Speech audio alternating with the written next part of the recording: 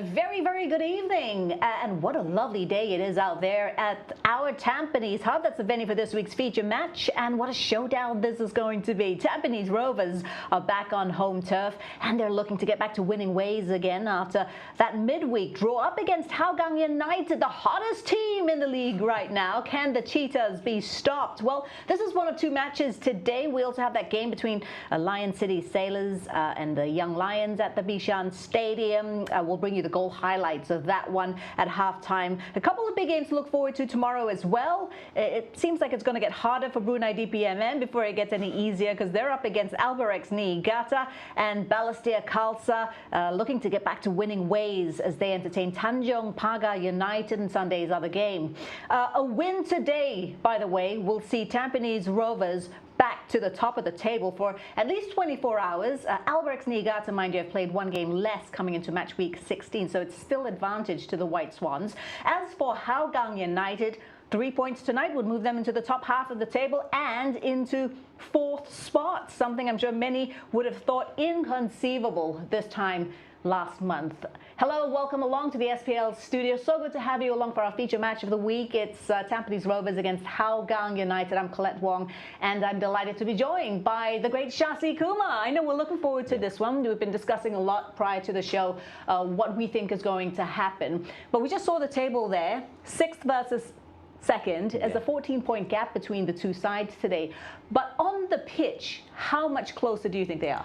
Very much closer to each other. And you know what a month can do for you in football. You know, Hougang a couple of weeks ago, they were terrible, you know, at the bottom of the table together with the Young Lions, but just 4 wins in a row. I think at the moment their run or their form is much better than Tampines, and this is something that I expected anyway of Hougang, you know, to be up there in the top 3 at least at the beginning of the season. And right now they're showing the form that they should have been, you know, been performing at the beginning of the season. And they are really the way they're performing, they're very close to each other. Okay, I'm going to ask you later on why you think Hougang have made this massive change. But let's start with the home side. Tampines Rovers, who came off their last match, a 1-1 draw against Lion City Sailors. That's them dropping 2 points. How disappointed do you think they would have been with this result? Taken into consideration, this is the Lion City Sailors, right? The big, good team.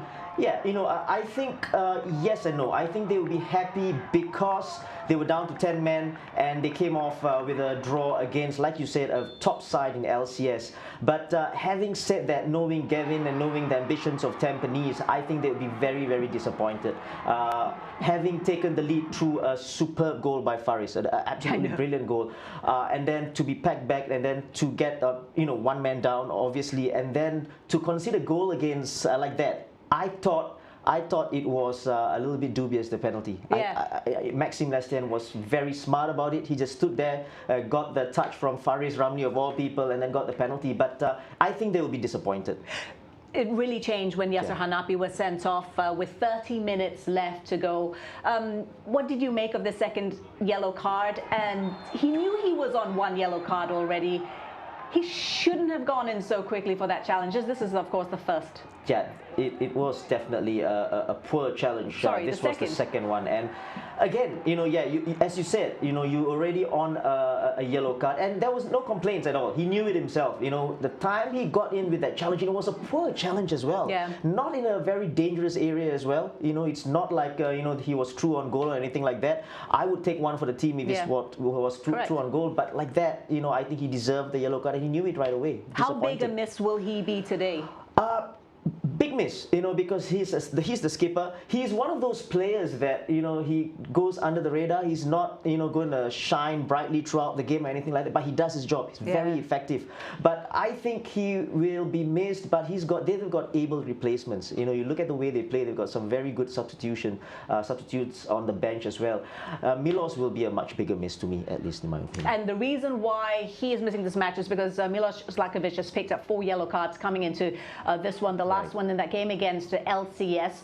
How much will Gavin have to chop and change, given the fact that they're both out of this game? Yeah, he has to. Yase's position is probably a 1-for-1. I think Saifullah is an able substitute. He will come in. But at the back, I think Zlatkovic is a left-footed player. He fits in beautifully. There's a nice balance to the team with a left centre-back and a right centre-back. So he'll be a big miss. So there'll be a little bit of tweak, and we hear that Shah Shahiran will play at centre-back together with Shuya Yamashita at the back. So that's the change that he has to make. That he's got no other choice. He could have put in Ryan Sanizal in there, but he's opted for Shah Shahiran. I'm not surprised because Shah Shahiran is a footballer. He's very intelligent. He knows what to do on the pitch.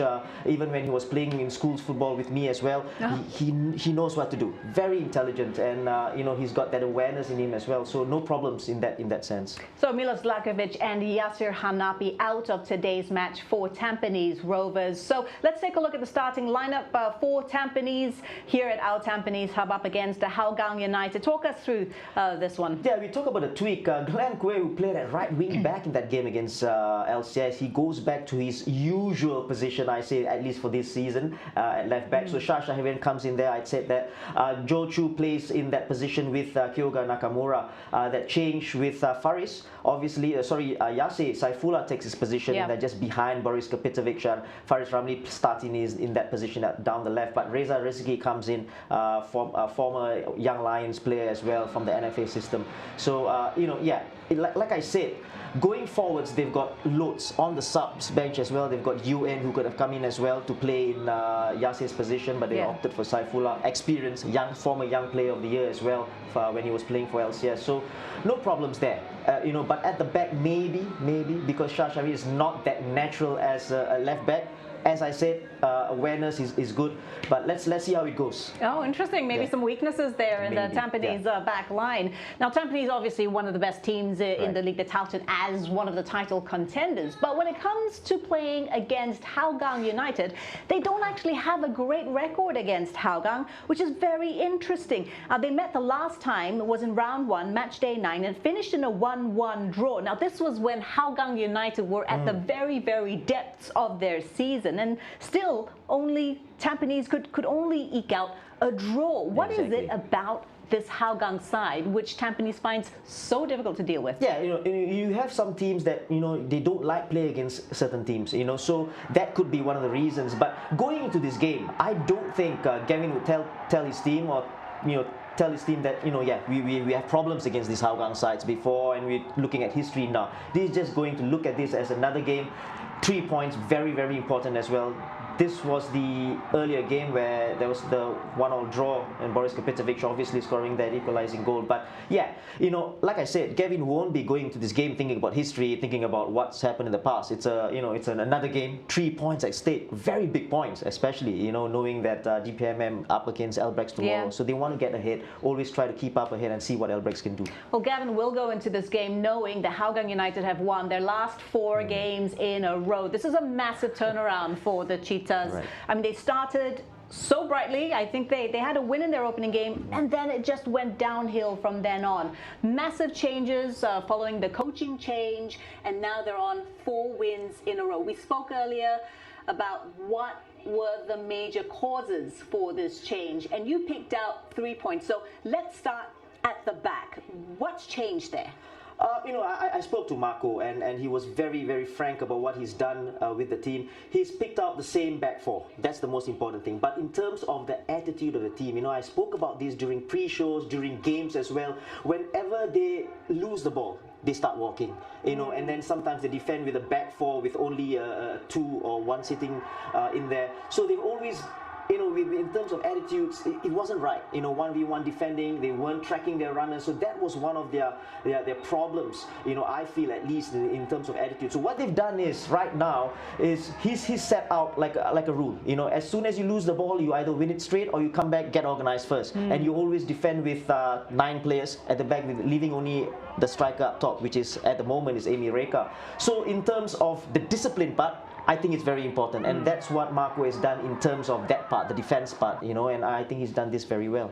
Okay, you also picked out Irwan Shah, who is playing in a different position under Marko Kraljevic. What impact has that had on this Hougang squad? Well, in the past, they had Ajay Robson, Umar Ramli. I think he played in one game. No disrespect to these players, but with Irwan Shah, he's a typical left-sided player, left winger, left wing-back. He's coming into the middle with Zulfami Arifin.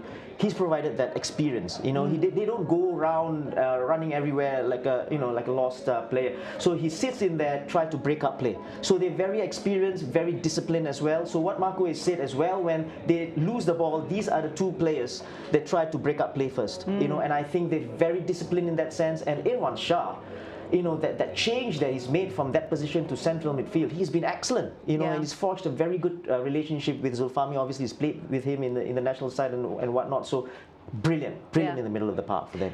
The other big difference with this Hougang team is simply that they're scoring goals. They have scored 3 goals in each of their last 4 games. What's changed? That's 12 goals in 4 games, right? And before this, they were struggling. Yeah. And Brian Ferreira, we know, who has been deregistered, wasn't firing for a foreigner, wasn't good enough. So, and I was talking about the attitude part, the discipline part. Amy Reka was playing out wide, and wasn't really his position. I don't think that's best. And he's come in and played in the middle, and this is what happens. He scored a hat-trick in the last game. He looks more comfortable. He receives the ball. He goes forward, and he doesn't run much as well. He doesn't need to run much because he's a forward. So he receives ball from Zulfami, like we said earlier on.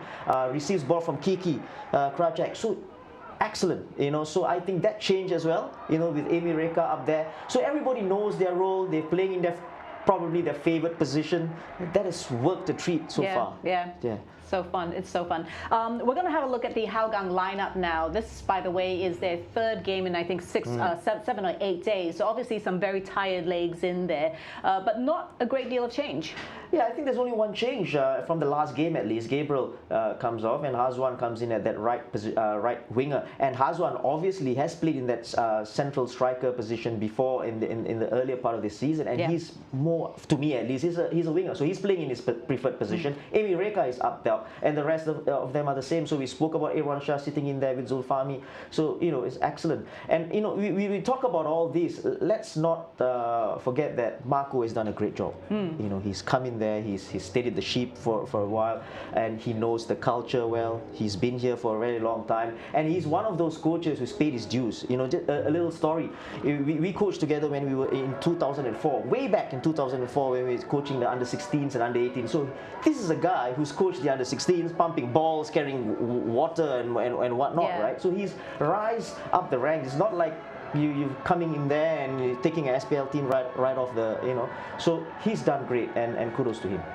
Yeah, Marko Kraljevic, he took over April 17th, I believe it was. He was the under-21 coach for Hougang United. He is now the main head coach for the Cheetahs, and what an amazing turnaround it has been. A transformation for Hougang United. 5 games in a row, 5 wins. Can they do it? They're currently on a 4-game winning streak, but they're up against the potential roadblock in Tampines Rovers. What an intriguing game this is going to be. We're about 15 minutes to kick off. We'll take a short break. Don't go anywhere. We'll be back with more.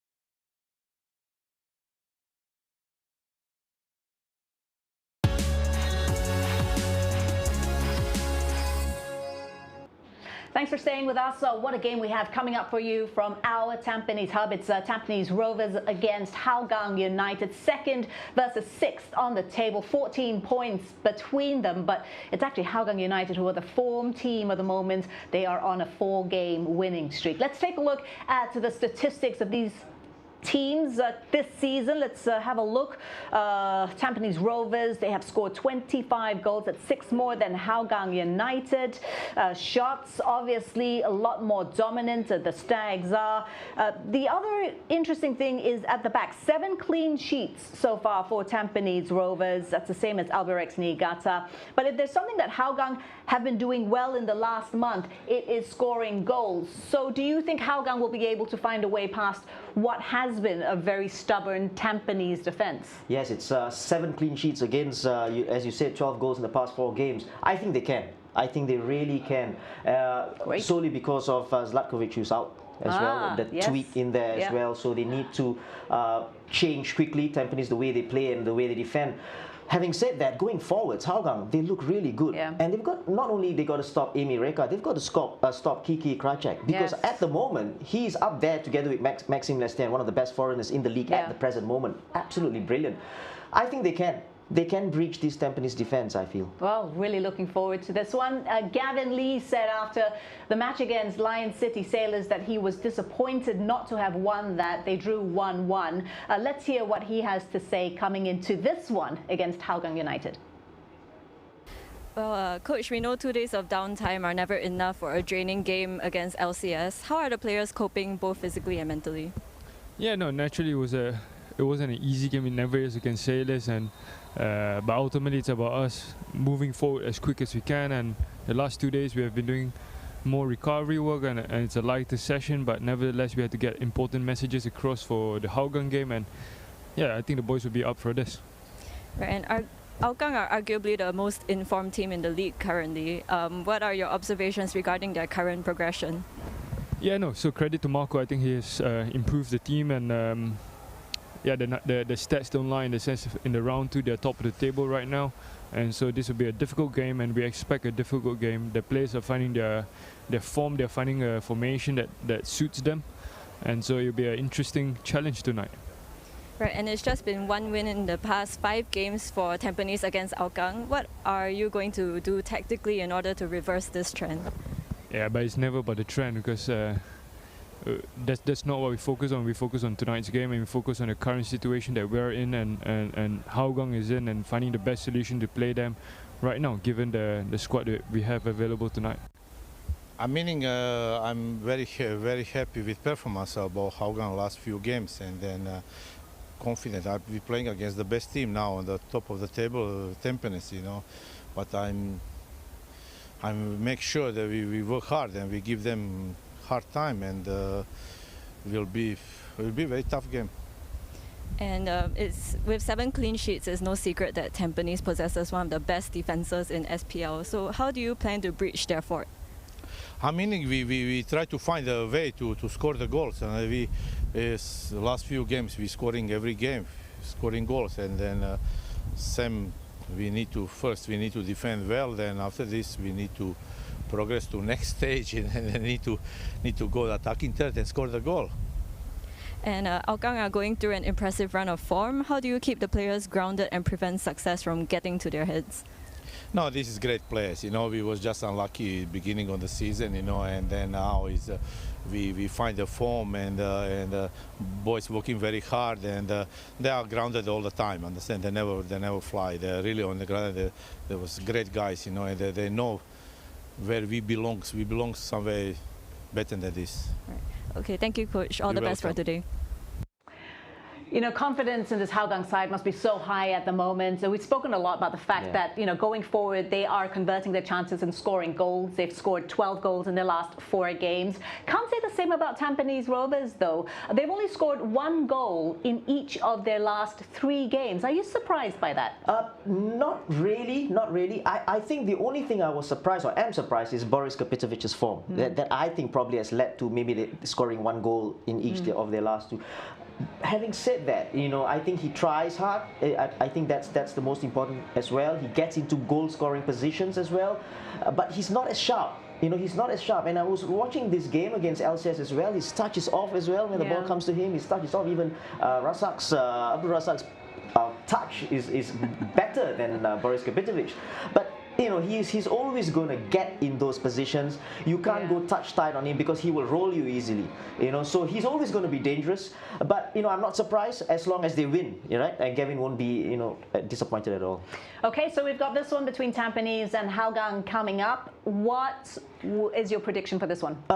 I'd love to see loads of goals here.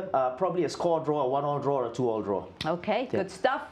By the way, Tampines Kyoga Nakamura is making his 100th appearance in the Singapore Premier League in this one, and wouldn't he love to celebrate with a victory tonight for Tampines Rovers? The crowd coming into our Tampines Hub, it's going to be a good one. Atmosphere will be brilliant, especially with the Hougang Hools in the house. We've got kickoff coming up next. Don't go away.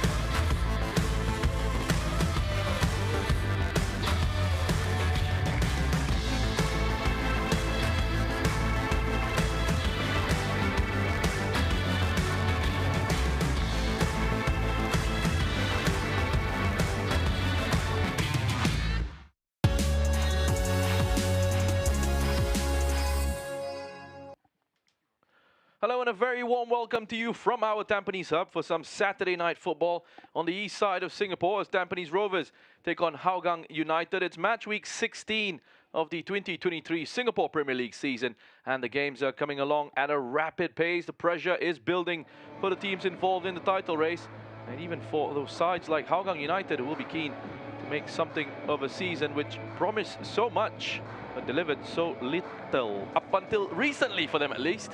It's second against sixth on the table, but first against second in the form department over the last 4 matches, with Hougang picking up 12 points from 12 compared to 10 from 12 for Tampines.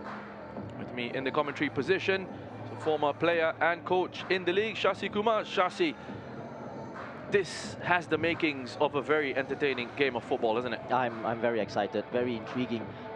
Two teams who are on form, I would say, like I said during the pre-show. Hougang, what a turnaround it has been. We'll talk about them a little bit later on. Here are your match officials. Referee Clarence Liao. He'll be assisted by Abdul Hanan and Oswin Rosero. Fourth official, Muhammad Taufik Tana. Video match officials, VAR, Muhammad Hilmi Fuad. He'll be assisted by J. Ashok Raj. Now let's have a look at the lineups then, beginning with Tampines Rovers, who have made 2 changes from their last game against the Lion City Sailors. Yasser Hanapi is suspended after his sending off against the Sailors, and he is replaced by Reza Reski, who makes his first ever start for Tampines. His first start since the 5th of July 2022 in the league, in fact. The other change sees Saifullah Akbar returning to the 11 to replace Milos Zlatkovic, who was also suspended after he picked up his 4th yellow card of the season in midweek. It is as well a very young bench here, Shashi. Gavin Lee has got to kind of make do and reshuffle a few things in terms of that lineup. Yeah, exactly, and the reshuffle is in the back line, but we'll talk about Hougang now and the formations. We'll get your thoughts a lot more on Tampines Rovers in a while as we have a look at Hougang United starting 11. 2 changes for them from their last game against DPMM. Nazrul Nazari returns to the 11 in place of Anders Zaplin, who is out with a dislocated elbow. The other change sees Hazwan Halim coming into the side to replace Gabriel Wack. Their new signing, Georgi Maximovic from Radichniki, 1923, is not yet available, not fit enough to be in the matchday squad for Hougang. There is Marko Kraljevic. What a turnaround since he's come in. Brilliant, isn't it? Like I said, what a month or a month and a half can do for you. Just moments ago, or just 1 month ago, they were terrible indeed, you know, in terms of form, in terms of performance as well. But the turnaround has been excellent, and kudos to Marku, who has done a very, very good job. And plays on form as well, playing well, doing what is expected of them, and attitude has been great. Well, let's get your thoughts then on the Tampines Rovers lineup. We didn't get much of a chance to talk about that. What kind of tactical reshuffle do you think we're going to see this evening? Well, they play with a 3 at the back against LCS, or at least they started like that. But in this game, they're going with a back 4. Glenn Quay comes in at left back, which you know, he has played there this season, so he comes in there. But the change is in Shashairan playing as a centre back, you know, alongside Shuya Yamashita. They've got Ryan Sanizal, who is a natural centre back on the bench, so that's a surprising inclusion, I would say, in Shashairan playing in that centre back position. But apart from that, the rest probably picks itself, except for Reza Rizki, as you say. He's Haikal Pasha's brother, by the way, and he comes in there, and you know, they've got UN as well as cover. Oh, he's out as well, so they're very short, very short. It's a young bench, as I mentioned. Right. You've got a couple of 16-year-olds on there, Jovan Ang and Matthias Coesno, 17-year-old Keegan Pang, and an 18-year-old Anton Go. Said Firdaus Hassan is on that bench as well, along with Ridwan Barudin, the second-choice goalkeeper. You've got Ryan Sanizal, as you mentioned, the 21-year-old central defender. I wonder what he might be thinking in a situation like this, where he struggled for minutes all season. Right. He was a regular for them, but he struggled to get into the side with Zlatkovic and Yamashita, the first-choice central defensive pairing. And then now, when there's an opportunity for him to play, he's been left out for a central midfielder, being asked to do a job in central defense. You're right, very right. I mean, if you are a player and you're sitting on the bench, you're thinking, I'm a natural left centre back. But having said that, I think Gavin has put full faith in Shashairan playing in that position, obviously going with experience in terms of playing the SPL, and he knows what to do. And I think I said during pre-show, Shashairan is a footballer. You know, he's so smart, tactically aware of what's happening. Obviously not the biggest of players, so in terms of challenges, we'll see what happens later on. But, you know, I think he's more than equipped to handle the pressure here today. Clarence Lau, man in the middle, the referee, gets us underway. We have kickoff. This is Clarence Liao's 7th SPL match as the referee. His 3rd game involving Tampines Rovers. The first 2 were wins for the Stags. It's Hougang United to get us started, playing the blue and white outfits, going from right to left on your screens. Tampines in their home kit, all yellow, a bit of black in there as well. Well, that coaching change has really sparked a revival from this Hougang United side, coming into this fixture on a run of 4 straight wins. Most recent outing in the league, seeing them defeat Brunei DPMM 3-2 at Jalan Besar Stadium on Wednesday. And 3 goals up in that fixture, thanks to an Amy Reka hat-trick before DPMM pulled a couple back through Hakimi Yazid. Wasn't enough though to prevent Hougang from picking up the win. 12 points from the last 4 games. Should give them a lot of confidence coming into this fixture, and situation improving quite a bit, and now in 6th on the standings, and there's a real chance now of them using that momentum to push on even further. The narrative around Hougang United has certainly shifted over the last few weeks, hasn't it? Exactly, and we talk about momentum, we talk about confidence, and it's so difficult when you're down below, losing games, and confidence hit rock bottom. And then here comes Marco, a change in personnel in terms of the coaching staff, and suddenly things get started for them, and it's a brilliant turnaround, as I said. And they're really hoping to get their 5th win on the trot here, and it's, you know, it's likely that they can do that as well. You know, they've got the ammunition, they've got the players to do it. And imagine that, Hougang going from a position where they were right at the bottom at some points this season to potentially a place in the top 4. Still some way to go in the league, and they've got to handle the business here against the Tampines Rovers side, who are currently 2nd on the standings, level on points with Albrechts Niigata. Defending champions do have that game in hand over them.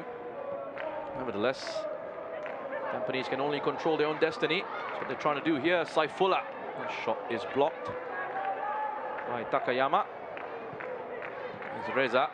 Joel Chu moves into more of a central starting position rather than off the left and drifting inside. And Shah is there to get it back to his goalkeeper. A strong challenge there. And I do wonder whether there was any contact on the ball. It looked like a foul. The play goes on. Nakamura, lovely diagonal ball out to Faris Ramli. Quickly closed down by Nazrul. Coming into the side as Anders Zappelin replacement. We've seen him play a little bit further forward in a couple of games for Hougang under Marco. And it was a real attacking threat in that position. Saifullah. It's like Rezareski getting a rare start for Tampines. We've seen more minutes than Reza. Saifullah Akbar moving across after 3 seasons with the Lion City Sailors. There he is again, looking to link up with Reza.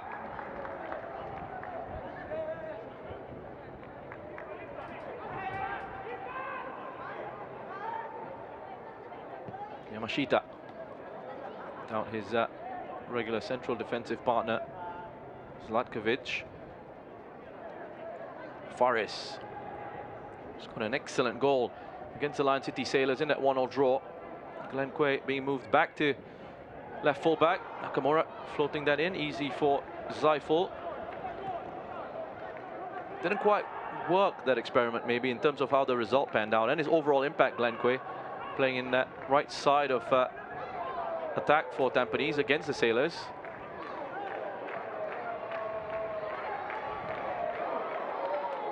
Last touch of Kopitovic. He's trying to block that clearance from Takayama. Well, the pattern is already set with Tampines, obviously with the possession on the ball. They love to have possession of the ball, keep hold of the ball. Obviously, they have players to do that as well. And Hougang defending deep. Vestering is being squeezed there by Irfan Najib. He's having a solid season for Tampines Rovers. An interesting role at right back. In certain games, you see him bombing forward, either on the overlap or the underlap. And sometimes you see him just dropping in, playing almost as that 3rd central defender.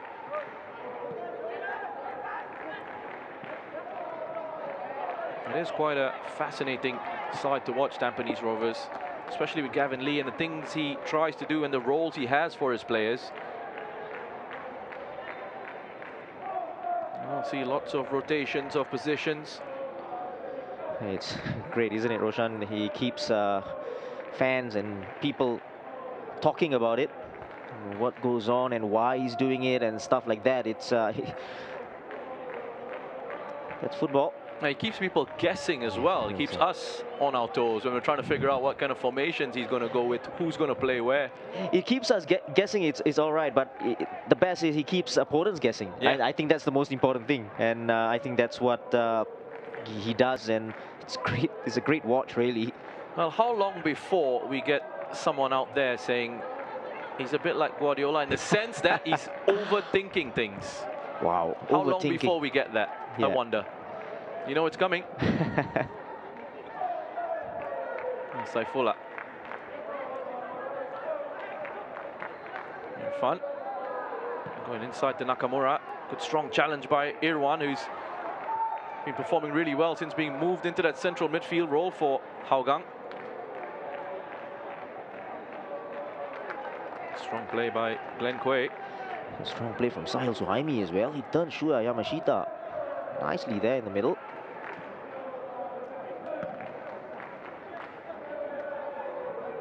It's Yamashita. A challenge from Emi Reka. He's won a free kick. Emi Reka, I think, really entitled to go for that.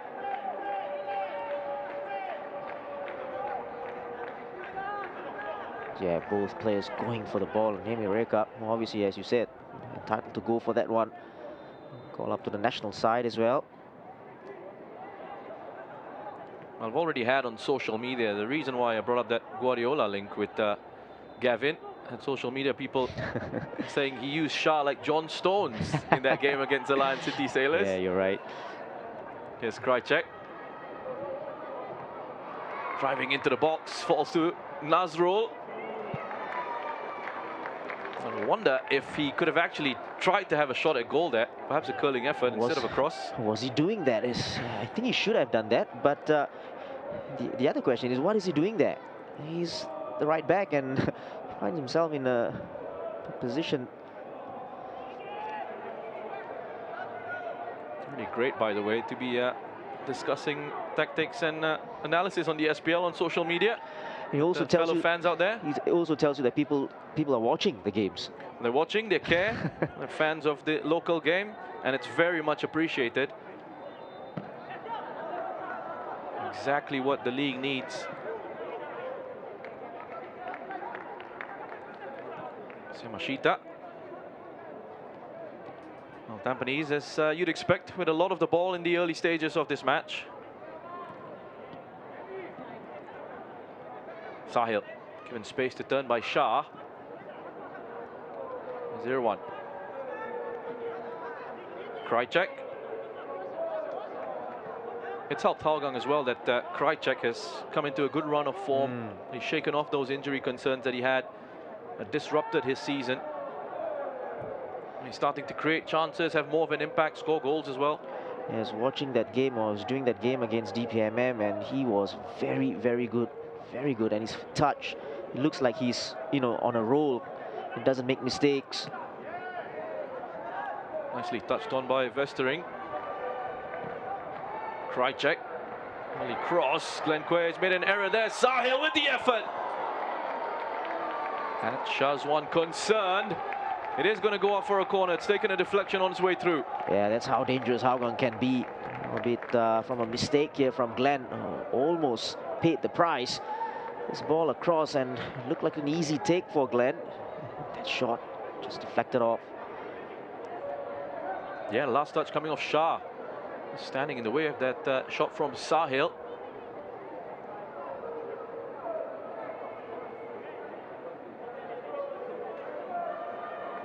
He scored his second goal of the season recently against Young Lions. Volley from range.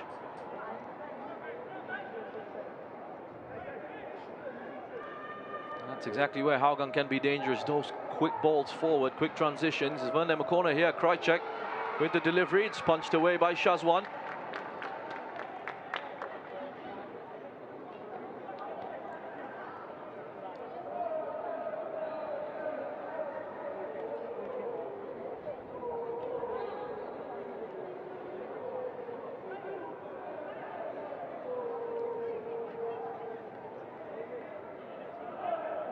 Nazrul just looking for options on the throw.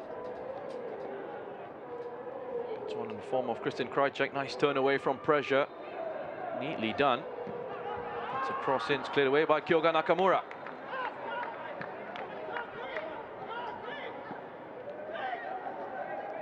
Yeah, a little bit of pressure now from Hougang. That's their turn now to keep possession and put a foot on the ball. It's Kazuma Takayama. Sahil back to Krajcek. I think it was intended for Emi Reka. The ball was overplayed, and Emi Reka didn't read it as well.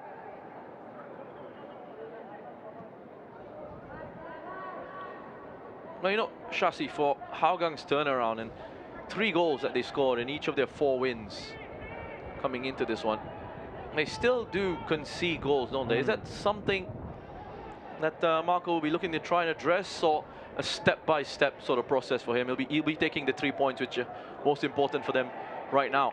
Yeah, he has to definitely address that issue, obviously, and we talk about conceding goals as well, and what he's done as well, he's stuck with the same back 4 throughout, you know, his time so far at least, and trying to get them accustomed to the way they play and or whatever. But it's not only the back 4, it's how they play as a unit, you know, the 2 in front of them. We talk about Aaron Shah just having that experience of cover in front of them, and then, you know, from there work on it bit by bit. And Kopitovic is in the area. He's turned Kuriyama.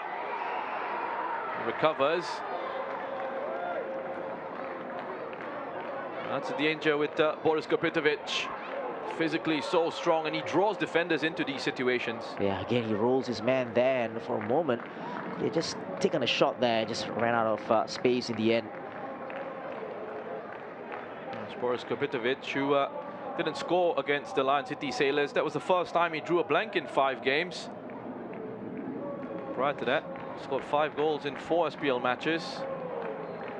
And he loves playing against Hougang. 14 goals in 10 league appearances against them. Along with Belsa Kalsa, Hougang, other side, he scored the most against. There's that. Giving it away to Krajcek. There's Irfan. Brings it back for his side.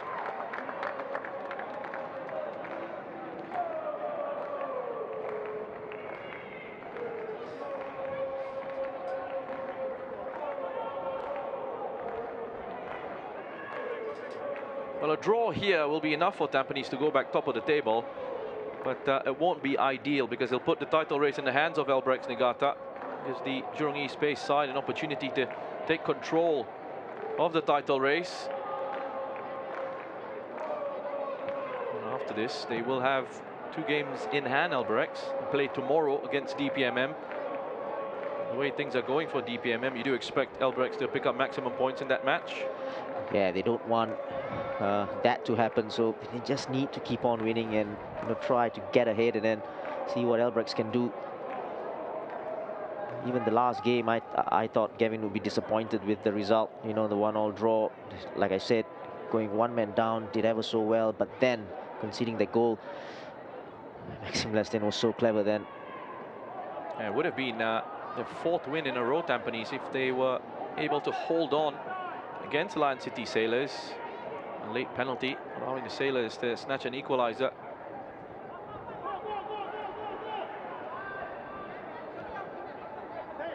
I think he would have been very disappointed as well with one of his senior players, his more experienced players, and his captain, Yasir Hanapi, picking up a silly 2nd yellow card to get himself sent off. Yeah, it was a bad tackle, wasn't it? And it wasn't in an area where it was dangerous, and deserved that 2nd yellow card. Yasir Hanapi out suspended, Milos Zlatkovic out suspended, Ong Yuen is also missing, so is Firdaus Kasman and Taufik Suparno. That's why it's a very young substitutes bench for Tampines this evening. Here's Fares linking up with Joel Chiu. Trying to cut it back for Kopitovic. Kuriyama was in the way. It's back in from Glenn Quay. Yeah, that move all started because of superb crossfield ball over to Fares, who released Joel Chu. Couldn't find Boris Kopitovic.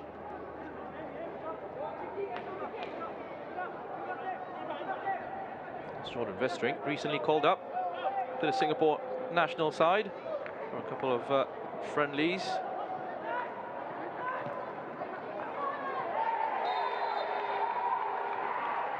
Shah Shairan given away out by the referee.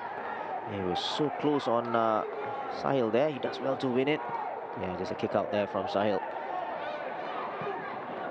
That's quickly taken. Kopitovic with that early cross. It's too much for Fares Ramli. 80 goals for Boris Kopitovic in 94 appearances for Tampines Rovers in all competitions. This one his 95th appearance for them.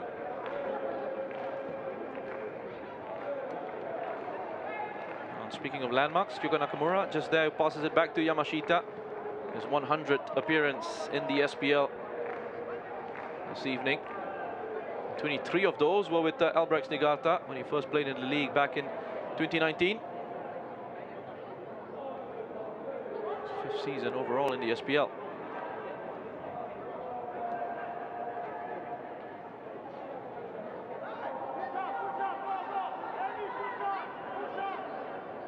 And if you just pick up Marco's instructions from the touchline there, wanting his side to push up, step up a little bit higher, doesn't want to be forced back too deep.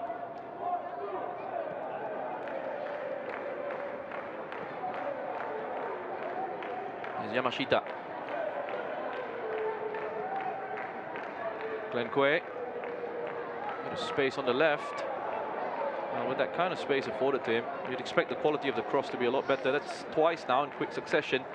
He's put them way off target. He hasn't had a good start to this game, obviously making that error just before that defensively, and then this attacking position. Very right indeed, very disappointed with that cross. The Boris Kopitovic putting his hands on his head. There's no pressure at all. This one the second fixture between these sides this season. The first one ended in a 1-0 draw at Jalan Besar Stadium. A bit of a strange game of football, that. Both goals scored from the penalty spot. Nazwan Halim opening the scoring in the 62nd minute for Hougang, and then Boris Kopitovic in the 15th minute of time added on at the end, getting the equalizer. Cross swung in, Kopitovic back to Saifullah, just a little bit heavy that touch into the Tampines number 20. Here he is again, Saifullah. Let's fly.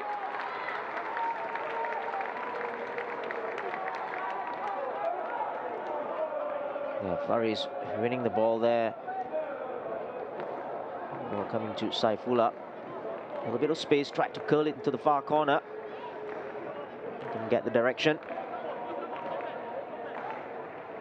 That 1-0 draw from earlier in the season, by the way, turned out to be the last game for Firdaus Qasim at the helm of Hougang United. Marko Kraljevic took over shortly after. Faris gets to it. And his pass into 6-yard box is too close to Zaiful. And an update. At Bishan, Kan Kobayashi scoring at the wrong end for the Lion City Sailors. Jordan going hard on Saifullah there. Good challenge.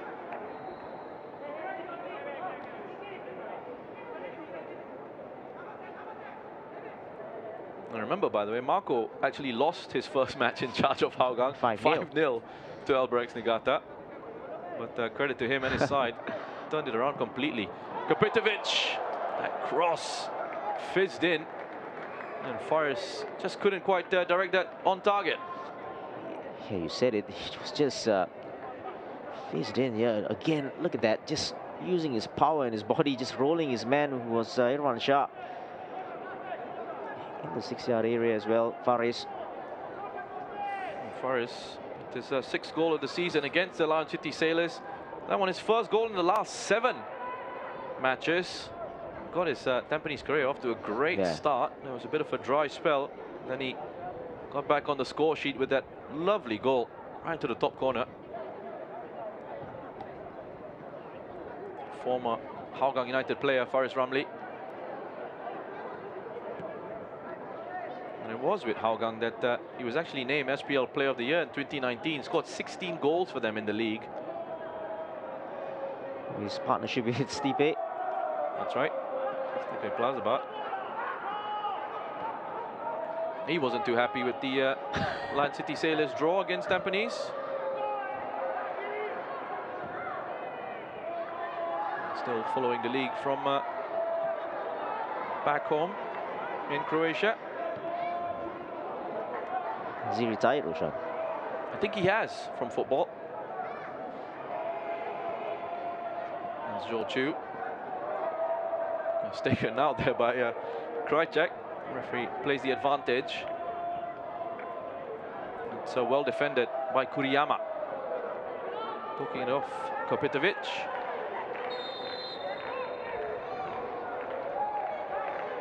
I think there was a lead challenge there on a Hougang player, I think, on Irwan Shah. And there's already a difference. You can see it's difficult to break them down now. And the two in front of them, Irwan Shah and Zulfami Arifin, is working so hard to screen. That's the lead challenge.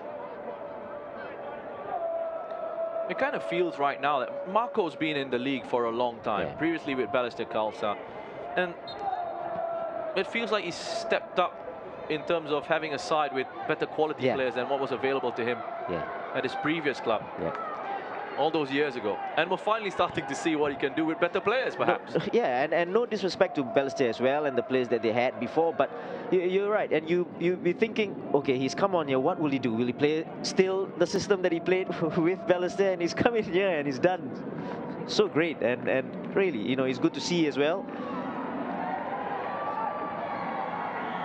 He used to take quite a bit of criticism for that playing style at Balestier Khalsa, but it worked for them for a long time.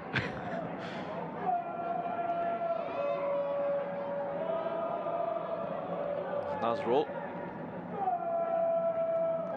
Zip that into Emireka. Pass was cut out. Shu Yamashita here on the ball. There's Shah. Not really been troubled too much at the back, Tampines.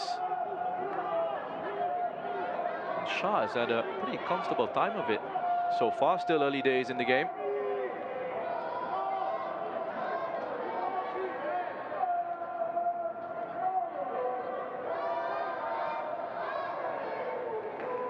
A lot of time on the ball for Glenn Quay.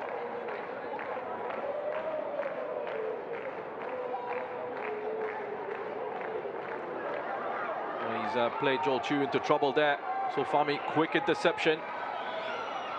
It's it off to Sahil.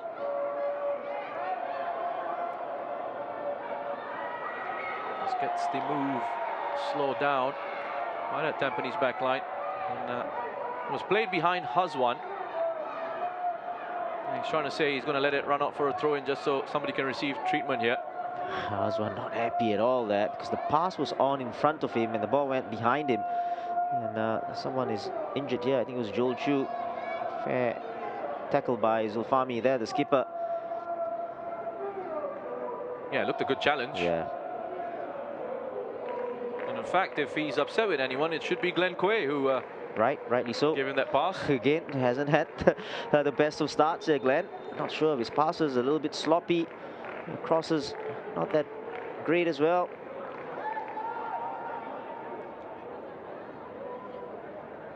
Look at Kopitovic there. He's trying to get a word with the referee, saying Zulfami's put in a couple of rough challenges.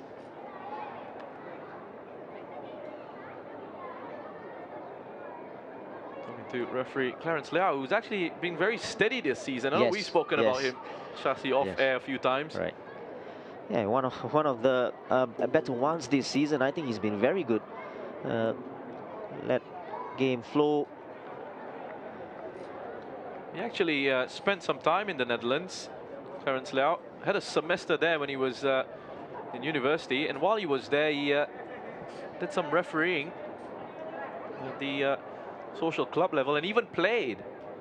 He was there for about 4 months. Got in touch with the Dutch Federation. They said they wouldn't have had enough time to assess him, so refereed at a lower level. And he says he picked up quite a bit of experience, quite a bit of knowledge in terms of how to deal with players while he was there.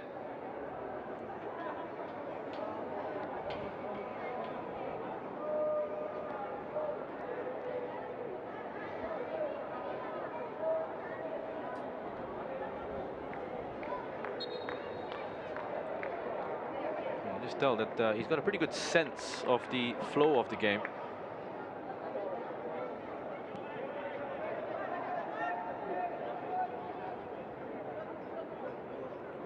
seem to be one of those characters who wants to make the game about himself. We know there are a few of those in the world of football. And Nazrul.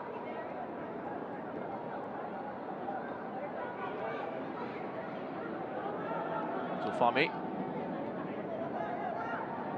Here's Vestering.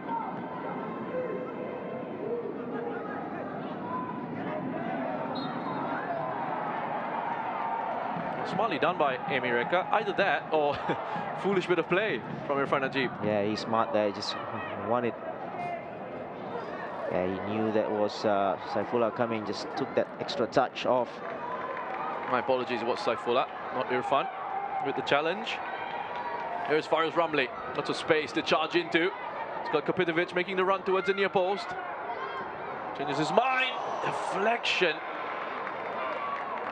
That had come off Kazuma Takayama. Oh, that was so close. Look at this run from just inside his own half. He took it 40 yards there and then trails this ball across. It's a combination of a cross and a shot there.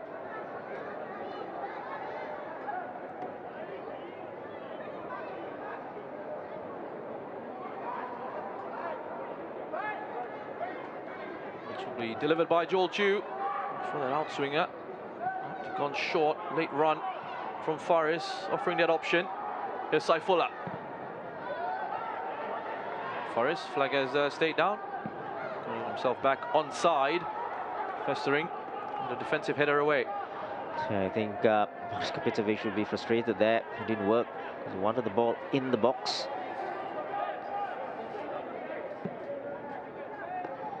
Kapitovic taking it down nicely.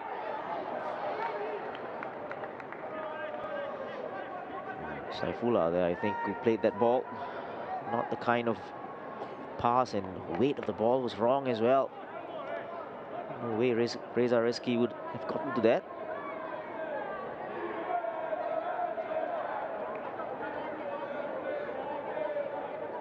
Just a feeling that from Tampines' point of view, a couple of players in the starting 11 needing to just up the quality of their technical play.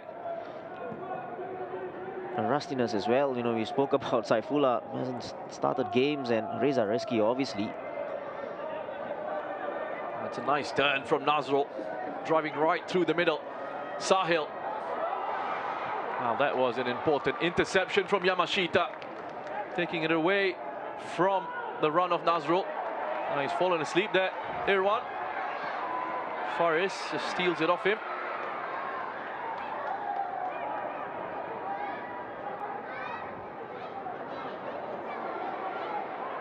Bits of scrappy play. It's Hougang who've come away with it. Emi Reka. Was he taken out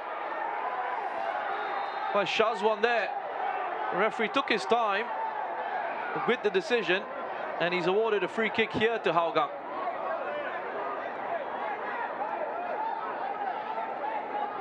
Well, a decision to make, yeah, and he made it. And he, like you said, he took a little bit of time there. Yeah, it's a foul.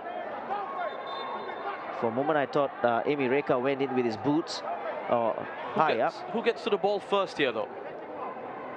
Is it Shazwan or? He did get a touch on the ball, Shazwan. But no malice intended in both sides, really. I think both were going for the ball as well. Well, it's Zulfami's turn to say he wants Shazwan sent off or in trouble. And he's the one going across to the referee, just as Kapitovic was doing earlier. There's a check going on in the background. Potential dog-so, denial of an obvious goal-scoring opportunity. Let's take a look at this. It was really scrappy play just before that. From that angle, he didn't touch the ball. Did it look like actually Shazwan got to the ball first? Let's take a look at it. Yeah, he just sliced it with this outside of the foot, didn't he? Tough one. I mean, in real time, to sort of make the decision then, it's difficult. We've had a few looks at it. It looks to me like Shazwan got to the ball first and then connected with Emi Reka. He did. And the other thing is, I think... Oh, he's shown the red card here. Oh, it's a red card for Shazwan. Well, on-field decision is a red card for Shazwan. Now, the VAR potentially could be stepping in to help him out here. Well, again, if you look at the replays, I think he has a point, Shazwan. So I'm sure this will go to the monitor. And Shazwan, to be fair, well, look at him. You know, yeah, that is a great example he's setting, isn't it? Brilliant. You know, he's the player who's been red carded. This was the ball that was played in. Emireka gets behind the defense. The most important thing, did he get a touch? That's the most important thing. And who got there first? Yeah, he got the ball first there from that angle. Okay, so listen, I'll explain. Yeah. I'll try and explain the referee's thinking behind this. Hopefully I do a good enough job. The referee, Clarence Leao, has obviously seen in his mind that it's a foul on Emireka and it's a free kick. He was awarding a free. He awarded a free kick to Hougang. Right.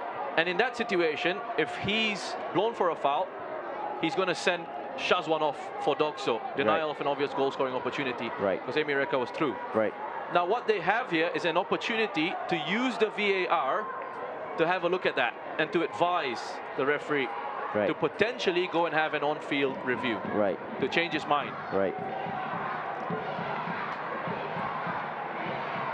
And from the replays that we've seen, which the referee haven't, obviously, he did get a touch on the ball, Shazwan. I think it was very clear, especially from that last replay, from the back especially. He got a touch on the ball, outside of the foot, got contact on the ball. And it's one of those as well that, again, it happened so quickly and we couldn't figure out who touched the ball first, both colliding with each other, and they really both had to go for it. Yeah, obviously. And well, let's go back a little bit and talk about the football side of things. Should it have come out, Shazwan? Because it was right just in front of the 18-yard area. And should it have come out that far? That's the other question as well. I mean, we're just talking about football decisions here. There we go. We've got an on-field review. And they are going to be looking at the possibility of rescinding that red card for Shazwan. Yeah. So, brilliant. That's what the technology is there for. The referee on field, he gets to view it in real time. That was his decision. The red card was his thinking behind it. Now VAR steps in and says, you might not have seen this, so go and have a look. Remember, the VAR and the referee are communicating to each other. They're going to be asking him, what did he see? What was his view of the incident? And then they'll say, this might be a clear and obvious error. You might need to take a look at this again. Exactly. And listen, if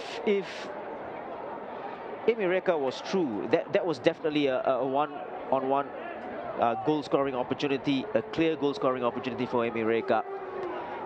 And if he had stayed on the line, it would be just a one-on-one situation. It is just a 1v1, and Emireka could have put it to either side.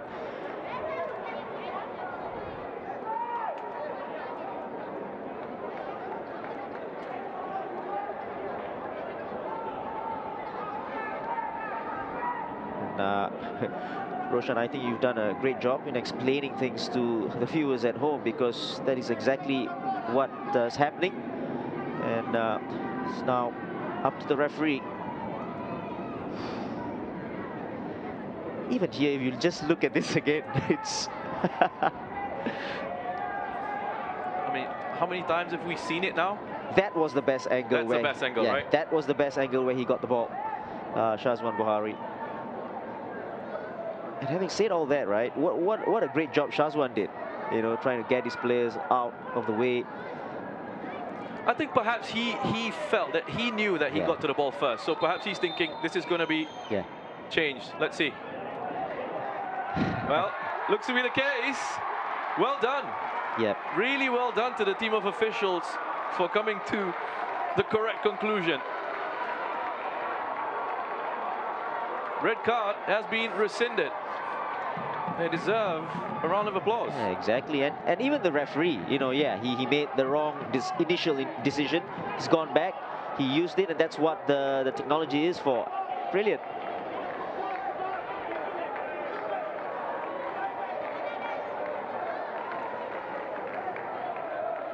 So, after all that drama, we're back underway. And we've got an update from Bishan. Shawal Anwar getting another goal for the Lion City Sailors. It's 2-0 against the Young Lions. No surprises there, really.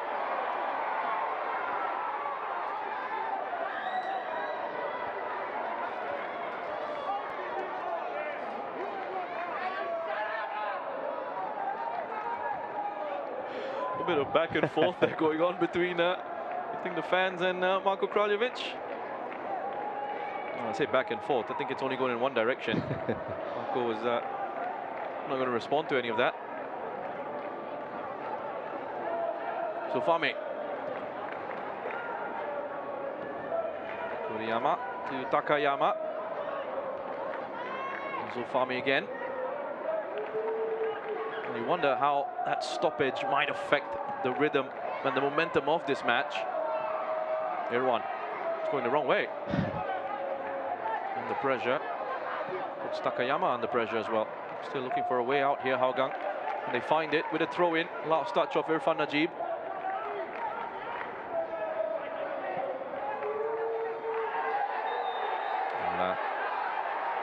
Yamashita stepping in, the opportunity to take it away from Emireka. He's trying to get Emireka into a little bit of trouble. The referee not falling for that. Yamashita initially was clutching his head, and now he's clutching his elbow. You know, I think the players need to. Yeah, he didn't hit the head at all, and I think the players play a very huge role here. Yeah, no way to hit the head. It's very embarrassing, really. If you look at the replays again, the players play a huge role in, you know, inciting things on the pitch. Oh, Kopitovic has turned his marker. What a touch that was from Zaiful. Great save. I don't know if Kopitovic got it as well as he would have liked, though. I think he scuffed it. But you gotta see how he turned his man there. Takayama. Did the goalkeeper touch it there, Zaiful? I thought he did. Isn't a look at that? Yeah. Yeah, he did. Looked like the fingertips to me. Missed by the referee. But that was a save from Zaiful. And goalkeepers in those situations, you know, you want to give them the credit. They would like the credit for a save, but they don't want to concede a corner, so they'll say they didn't touch it. Yeah, exactly. Why not? You know, I wouldn't mind that as well. The rest of us at least can see it. Great save, Zaiful. Joel Chu out to Faris. Chu again. It's headed away by Takayama. Krajcek. Good tackle by Irfan. Recovers possession for Tampines. Saifullah. Irfan. Reza. Oh, Nakamura. He's taking a shot with his left foot. Well, a little bit of a strange sequence there from Nakamura, because it looked like the first angle might have been the better one. Yeah, and the weird thing is he brought it to his right foot there and then turned inside. Obviously, when he turned inside, you knew what he was trying to do. Siles Raimi having a go at the centre-backs there, and rightly so. You can't let Nakamura take a shot on goal from there. Well, this is the 18th game that Nakamura is playing against Hougang in all competitions. He has scored just one goal against them.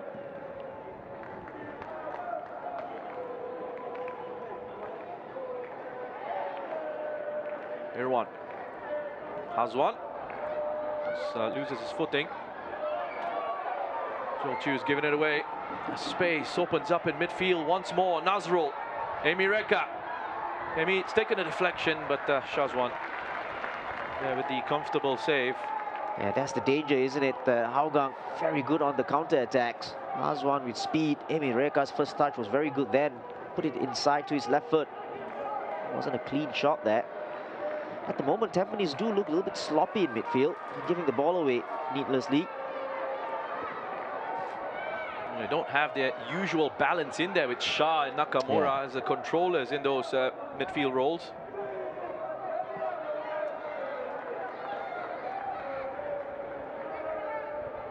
That's the life of a coach, isn't it?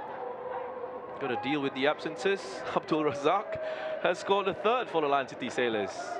I think they're well on their way to winning that one.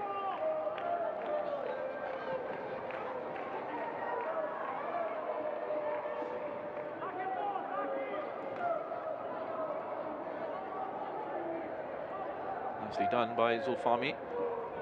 Well, that's one of the things you have to think about as well, don't you, as a coach? You've got players missing. You have to reshuffle things, and then you've got to think, how does this affect a mover play out from here? Yeah. How does that affect the midfield unit? Where do I lose that quality? Where do I gain that quality? It's the balance as well. You need to strike the right balance. Maybe you're lopsided on the right-hand side and stuff like that. Sahil, fouled by Yamashita, a bit clumsily.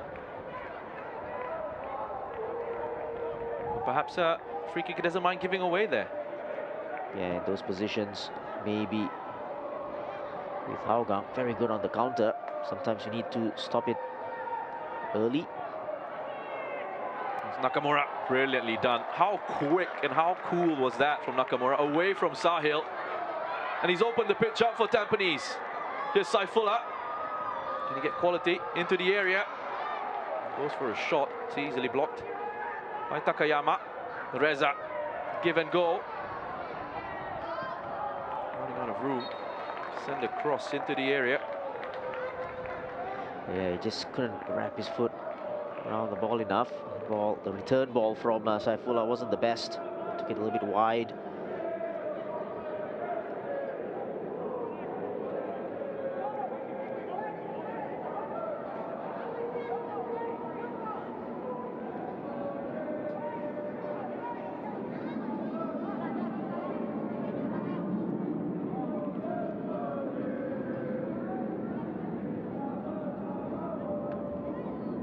How about that for a bit of distribution from Saiful? Driven right into out of Sahaimi. He's turned it over.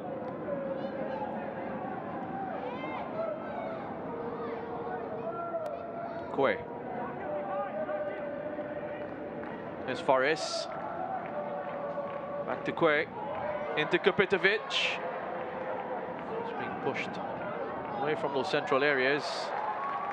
Easy save for Saiful. Real power behind that shot from Nakamura.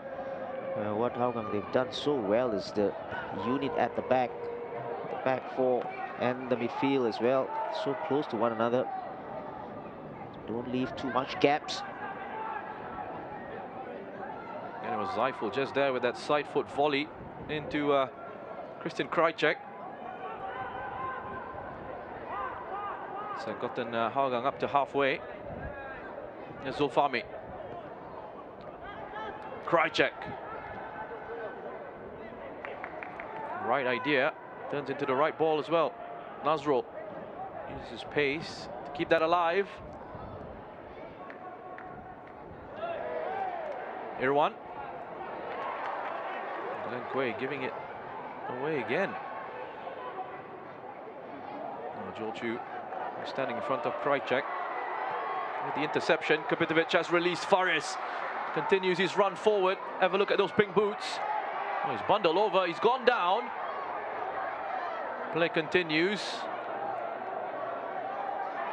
Here's Nakamura. Faris. Kapitovic is back up, gets the ball. Blocked by Zulfami. You know, I was looking at that throughout that passage of play. It was a foul by Jordan Vestring. It was a clear foul on Boris Kapitovic. And I think he's been given the yellow card for that. And that's great refereeing, isn't it? Because wave play on, because the attack was still on. Probably a chance for Tampines as well.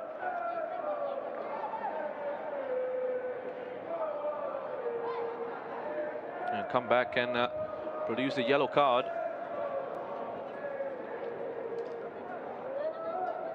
And also checking in on that incident that you're talking about. Just have a look there.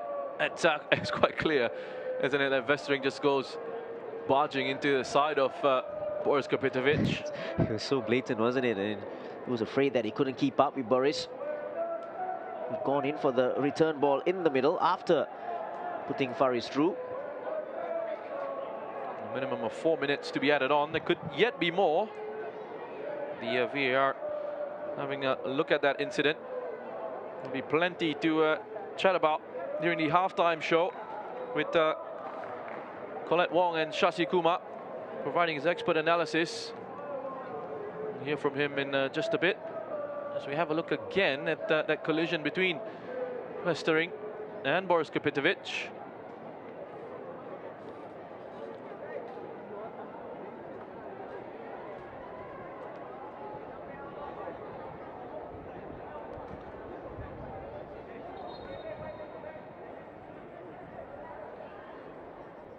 play is continued.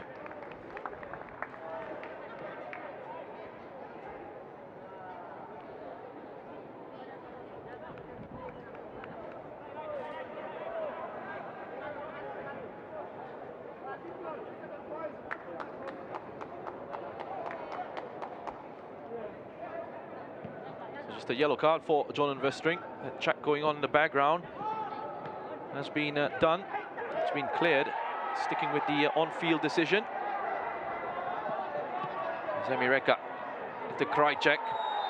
Shoved in the back by Saifullah. It's going to be booked by the referee here. Bit of frustration perhaps from Saifullah. He's found it a little bit difficult to really get in the game and have an influence on it.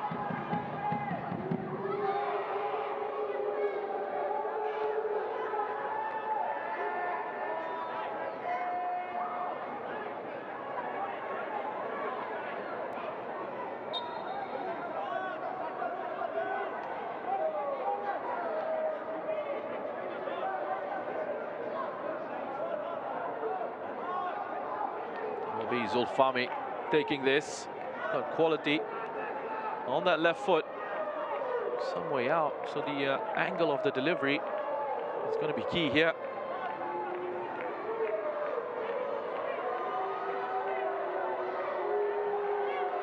He's taking his time, making sure things are set up well. Spent a lot of time in the air there. A delivery from Zulfami, which meant Shazwan could read it all the way through. The game just being disrupted. A couple of careless fouls here and there. This one, Krajcek on Faris. That yellow card for Saifullah was the first of this season.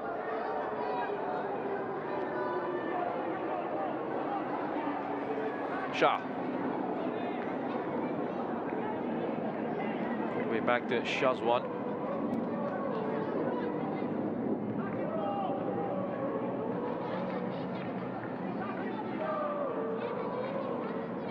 Looking to have a higher starting position here, Hougang. Not wanting to sit back too deep and allow Tampines to get into their passing rhythm. Disrupt it here if they can. They have to be careful. They aren't pulled apart. Nice idea. An attempt at a pass into Faris from Shah. Faris with another shot! Comes close to repeating the goal that he scored against the Lion City Sailors. He cut inside and he thought, why not? Got his head up quickly. And Zeifel might, just might, have gotten a bit of a touch on that. Another one in which, even if he did, he won't take credit for. Certainly was close. Had Zeifel feeling like he needed to come across to deal with it. And that's half-time. Still waiting for our first goal in this one, but it has been an action-packed, drama-filled first half of football at our Tampines Hub. Some real moments of quality on display from both these sides. And lots of talking points for Colette Wong and Shasi Kumar to get through during the halftime show. Some analysis as well on the football side of it. Halftime here, it is Tampines Rovers 0, Hougang 0.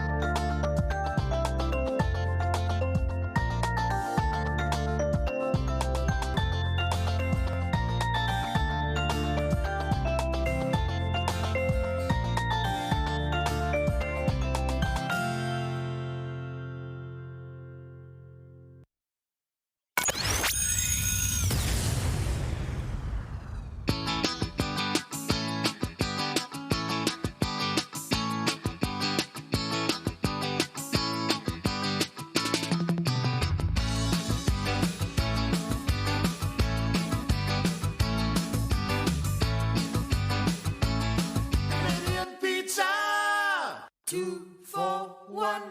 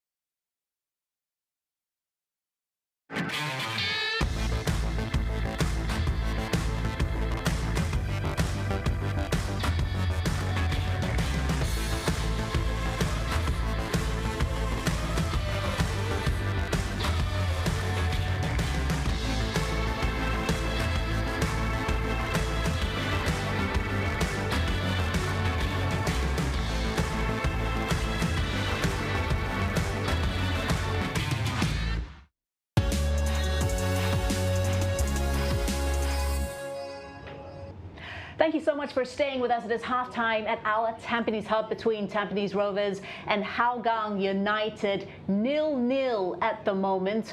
Shasi Kumar back in the studio with me. In the pre-show, we were talking about possibly lots of goals in this one. Hasn't quite transpired yet. What did you make of that first half?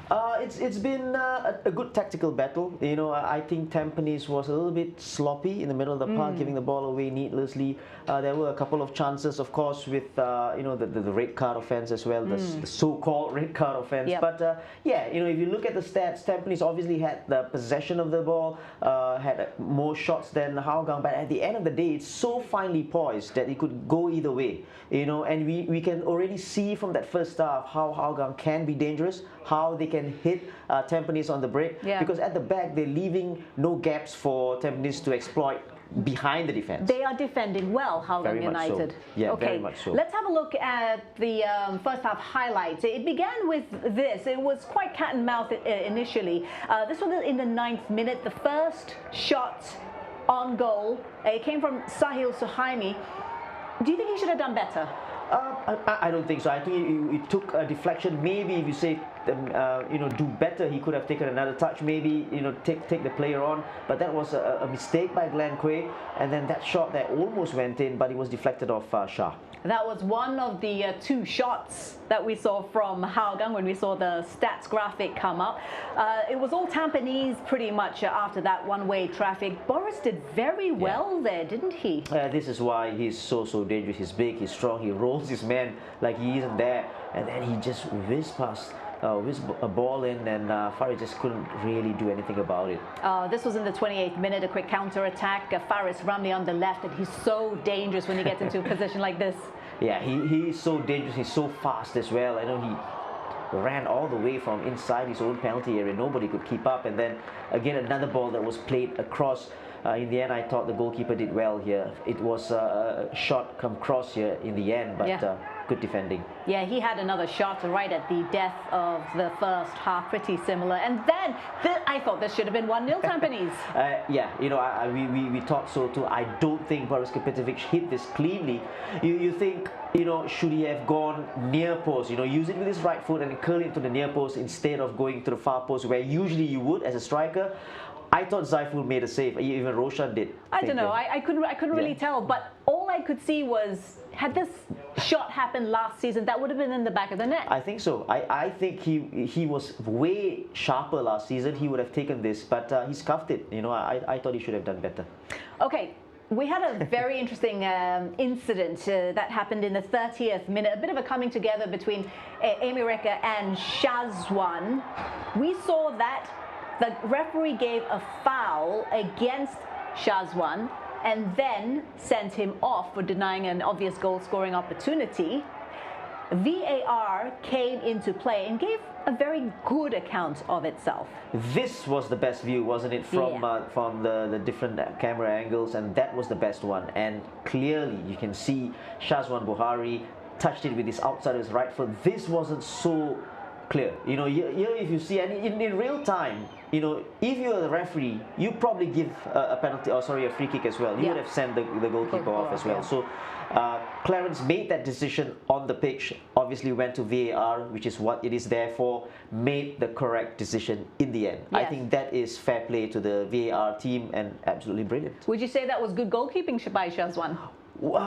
Yes, because he took the ball, right? And By the skin of his teeth, exactly, he if he managed to missed get a that, touch on it. no, it was a poor decision to come up. But hey, brilliant from Shazwan Bar. And even when he went off, I think he knew, and Roshan said this as well, he knew it that if it gone to VAR, no way, he's coming on again. He was very confident, that had it indeed. gone to VAR, that he would have been, he would stay on. And in fact, he did. It's still 11 versus 11 between Tampines and Hougang.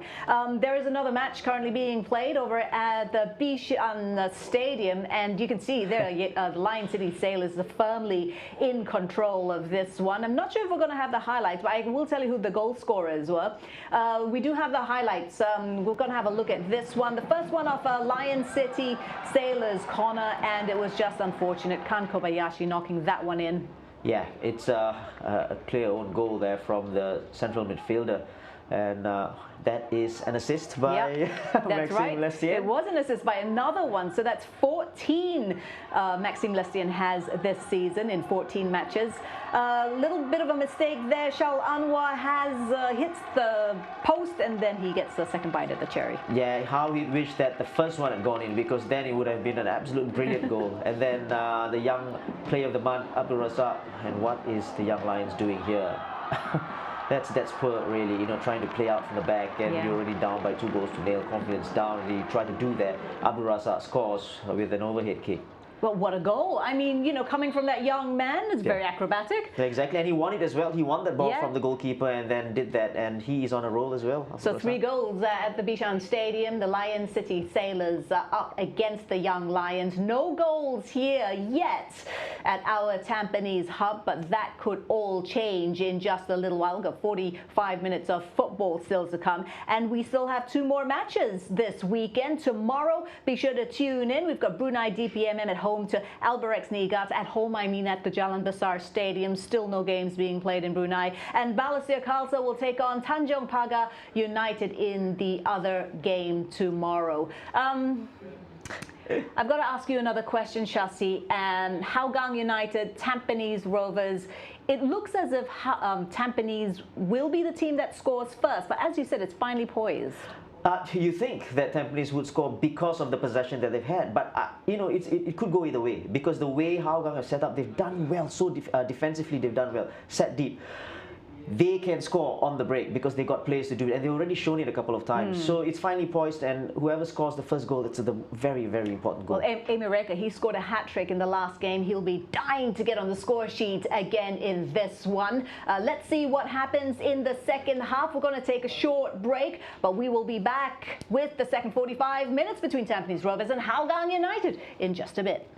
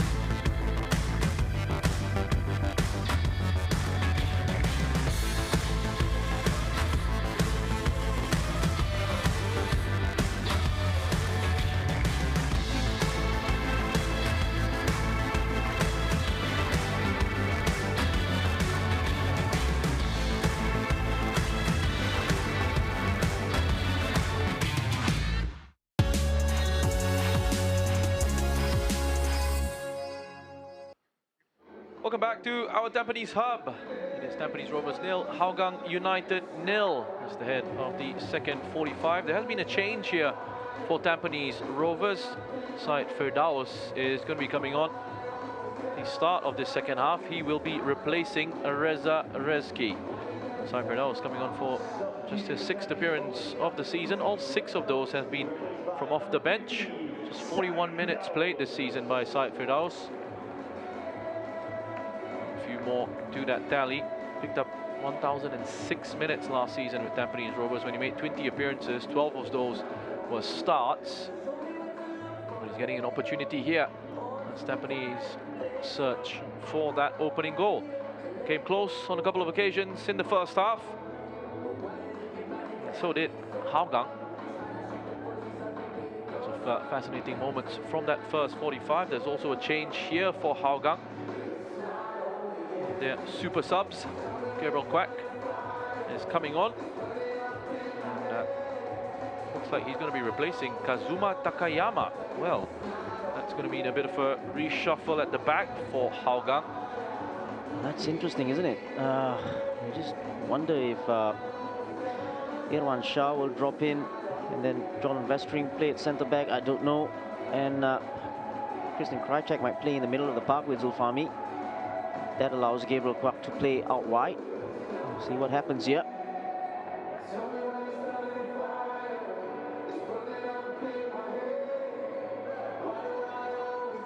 Gabriel Kwak, 3 goals in his last 4 appearances. What's funny is that those 3 goals all came from off the bench. When he started the match against DPMM, he didn't score. He's coming on off the bench again. As Hougang also look to try and create a few more opportunities. We saw at half-time when we were looking at the stats. They're just the 2 shots for Hougang in that first half. Yeah, they probably set a little bit too deep maybe in that first half. And obviously do know the threats of Tampines. And it worked because I don't think Tampines gotten behind them that much. Maybe from wide positions when Faris Ramli ran at them and got a little bit of space. But apart from that, they've been safe. Actually, Faris nearly scored with that long shot just before half-time.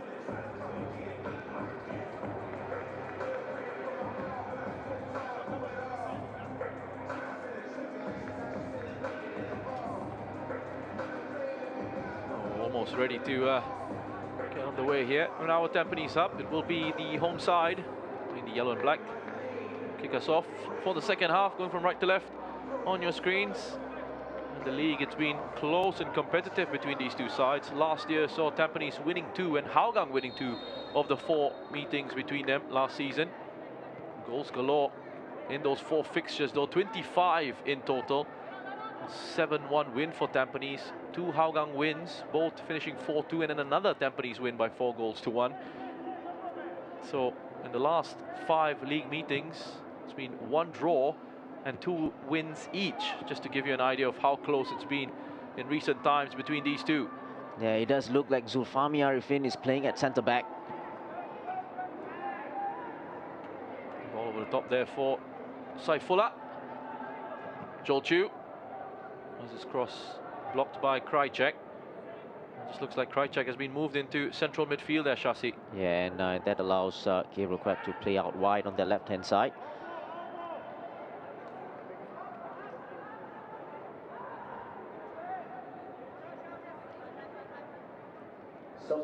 So central midfielders, the players who normally play in central midfield for both these sides, Shah and Zulfami, are now in central defence for their respective teams. Well, we've seen Zulfami play at centre-back as well, in a back 3 as well, so nothing new to him really. Yeah, and even at the international level. Let's see how he deals with the threat of Kopitovic. So looking to bully his way to the byline for searching for that cutback. Wants a corner, not going to get it.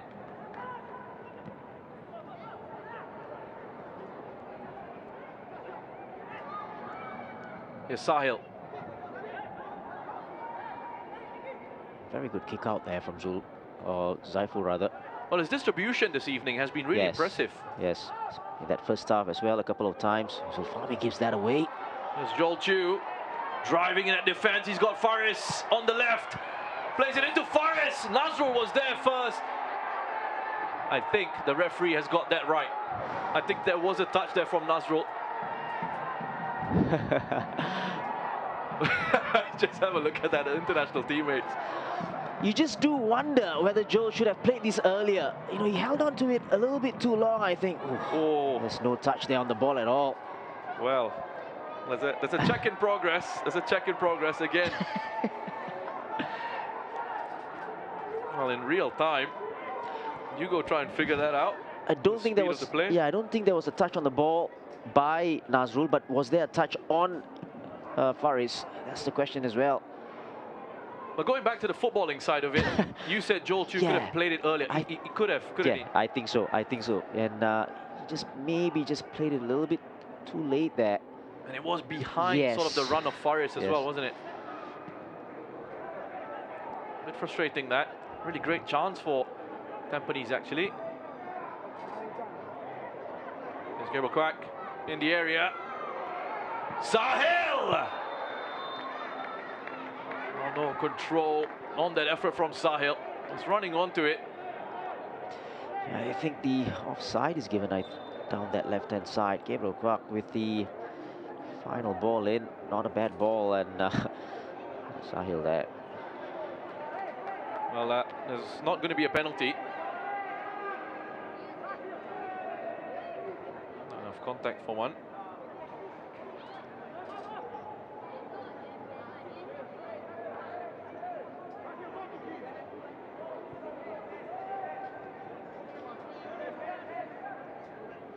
Just two tough decisions to make as a referee. You know, you just take a look at those two incidences and you would blow for both of them. You know, if in real time, just take a look at that. And there's Glenn Quay busting past Hazwan. Faris, the defense has had the time to recover. No, you're absolutely right. I mean, action is happening so quickly right in front of you there, and there's such close calls as well. There's Kopitovic.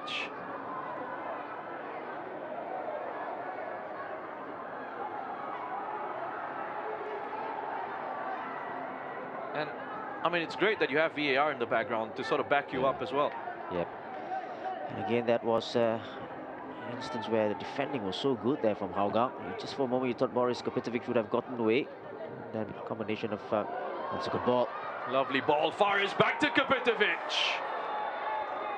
Well, I think the flag has gone up for offside on Faris Ramli. Well, offside or not, that was a nice touch from Faris there. Look at that touch. On the money for Boris Kopitovic on his right foot. Well, again, it's one of those as well that if Kopitovic puts it away, flag goes up for offside, it's still checked anyway, and you never know. The importance now of putting your chances away and then seeing what happens after. This day and age with the VAR. And he used to say previously, strikers would be saved when they missed, saved by the offside flag. Very right. Not really the case anymore. Faris cutting inside. Move just breaks down. Hazwan breaks down over the ball and gives it away to Shah. He's pushing forward. There's a bit of nonsense going on there off the ball between Hazwan and Shah. Yeah, off the ball incident there. And Hazwan and Shah was not happy there after he fell here. Shah does well. Yeah, just a little bit of pulling there from Hazwan. Unnecessary. It was more Hazwan than Shah, wasn't it? Right. Talking to for both of them.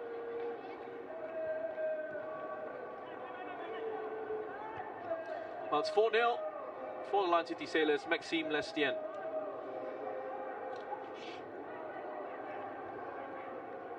Kapitovic into Joel Chu. It's gone wide. Looking for his first goal of the season, Joel Chu. Yeah, opportunities now putting up for Tampines. They worked it very well there. When he's disappointed, you can see body language on Joel Chu. That's a good chance. Very good chance for Joel Chu. By the way, his first ever goal in professional football was against Hougang United back on the 27th of July 2019, scoring a 4-2 win for Tampines on that occasion. Should have scored there on this one, his 70th SPL appearance. Yeah, he's disappointed, I'm sure, because there was a little bit of space in front of him and the defender as well.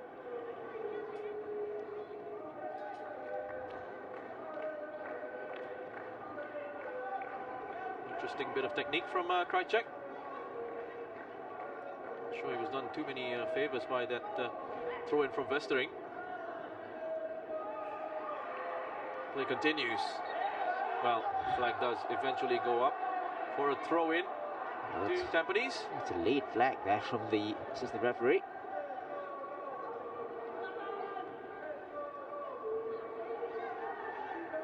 Saifola stepping across, wanting to win a free kick.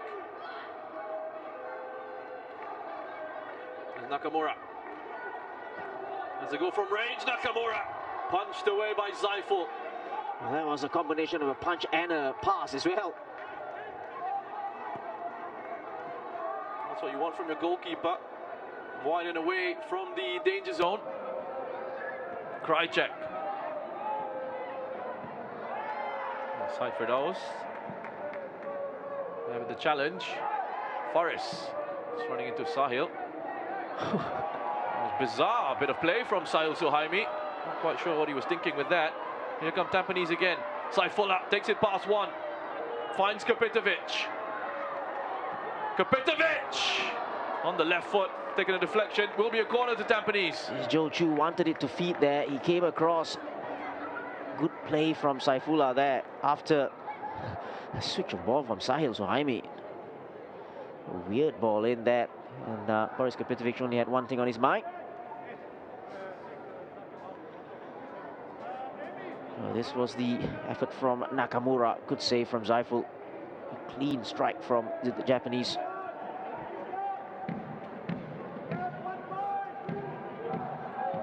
Just the third corner of the game. Interestingly,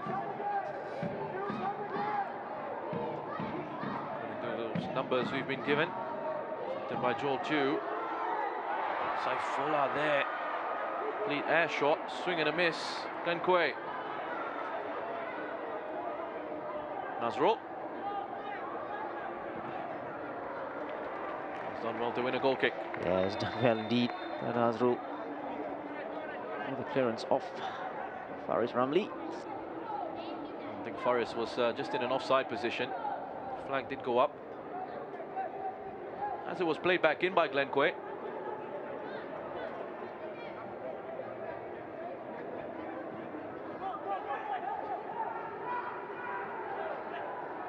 Down the line for Hazwan. It's good pressing as a team by Tampines. Can't hang on to it though. Joel Chu, nicely done, gets to that ahead of Krajcek. Important touch from Joel Chu. Irfan is giving it to Emi Reka. Caught out here, Tampines. They'll be so grateful there, Irfan Najib. But how it's panned out. Yeah, he played without looking there, played blindly. And Emi Reka went past the goalkeeper. Just ran out a little bit of space there. He'll be relieved. Shah stepping into midfield. Quay into Kapitovic. Nakamura. I think Zaiful just unsighted there. Nakamura trying to catch him by surprise. Yeah, they used the defenders as a shield in front of him and took that shot. A little bit too straight at Zaiful. Oh, great turn. That's Krajcek. Once he turns, that midfield opens up, and he's got that power to go straight through. Gonna pick out the right option though, Krajcek. Well, by his usual high standards, Krajcek, it's been a little bit subdued in a certain sense from him. Yes, especially in that first half as well. You know, he didn't get much of the ball. He was coming in as well. The service wasn't there. It has been a quiet performance by his standards in this game. A couple of changes for Hougang here. Amir Zalani is coming on for Irwan Shah.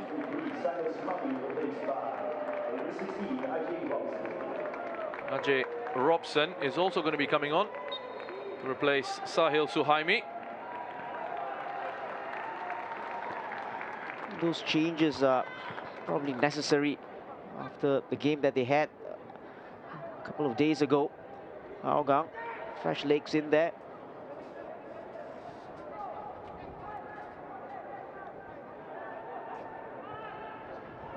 And fixtures have been coming along at quite a rapid pace for all of these sides. Tampines involved against the Sailors just a few days ago. Same with Hougang against DPMM. Both playing in midweek. Kapitovic looking to turn. Well, Ajay Robson gets to the ball first. There might have been a bit of contact on the follow through. Kapitovic again, I think, trying to win a penalty. Still will be checked. Robson. Oh no! Well, I think he could be in trouble there, Shasi. Well, didn't get any touch on the ball whatsoever.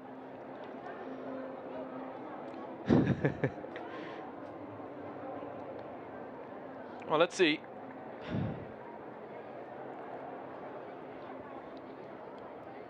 You tell me here.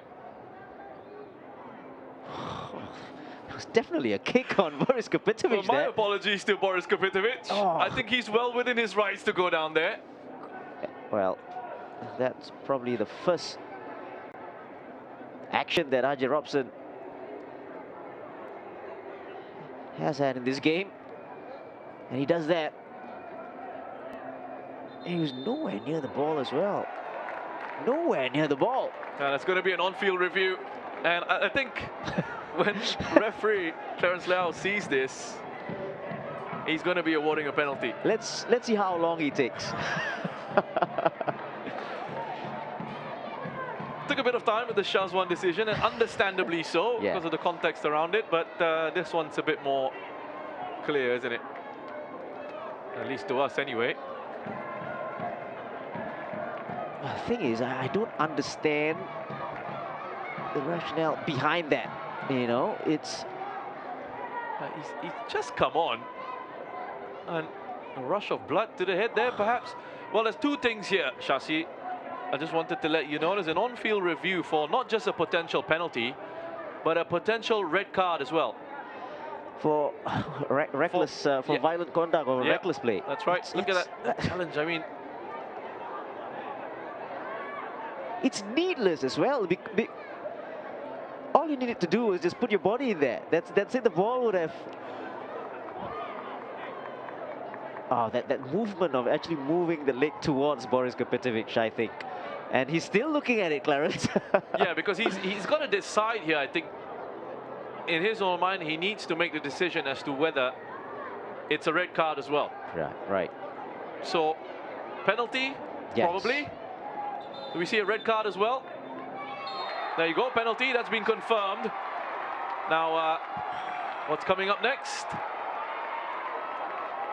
Yellow, looks like the yellow card is out. And it's just a yellow card for Ajay Robson.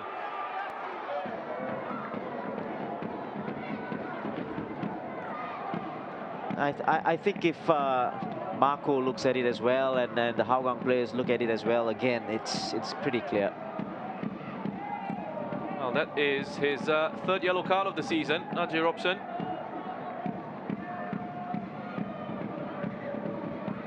He's come on and straight away given the opposition a penalty. I think he'll be grateful that wasn't red. What do you make of the decision for it to just be a yellow? Common sense, perhaps? Or? I think it's common sense, and you know, there was a covering defender as well. But again, that's immaterial. But you know, I think common sense has prevailed rather, and it's an opportunity for Tampines here, a huge opportunity for Boris Kapitovic to put that one up, and you know, on the way to 3 points, but still a long way to go.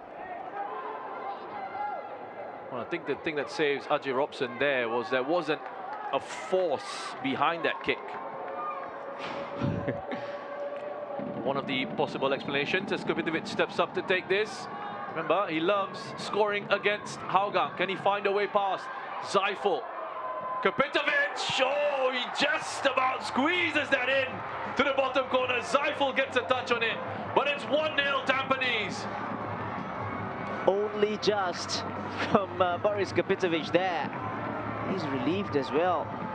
Goalkeeper had a touch on that. Went down low on his left. Got a touch. Oh, I think he would be disappointed there, Zaiful. Just probably the power beats him to it in the end.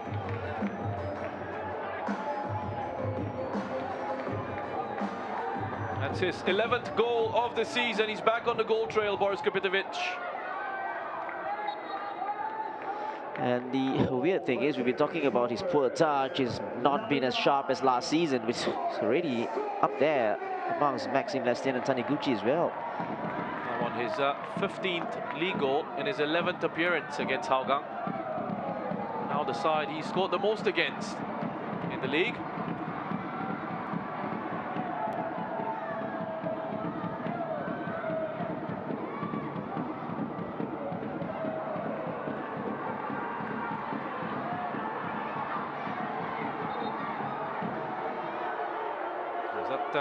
Hazwan who's just gone down. Needs some treatment there. Oh, is it his hamstring? He's just clutching his right hamstring here.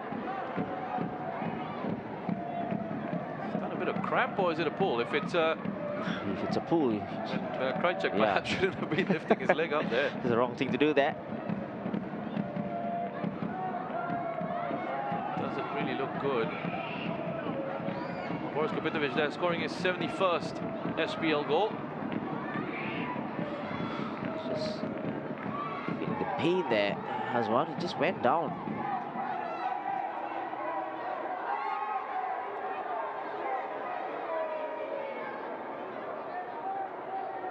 Well, that's the concern there, is that he went down on his own. There was no real contact. It's right. Ooh, it's the right hamstring he was clutching. Yeah, it was the right, wasn't it? The way he landed. Yeah, he landed and probably jarred his hamstring as well. Sort of, just jarred it in the position that his leg was in, extended as he landed on it. On his heel, it looked like. They've got a couple of plays who can come on. Umar Akbar is one. Farouz Hassan came on against DPMM.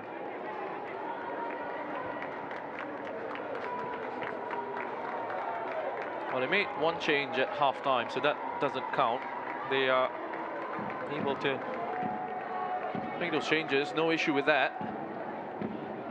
Made a double change with Ajay Robson and Amir Zalani both coming on. Was that one substitution window taken up? It's Farouz Hassan who comes in.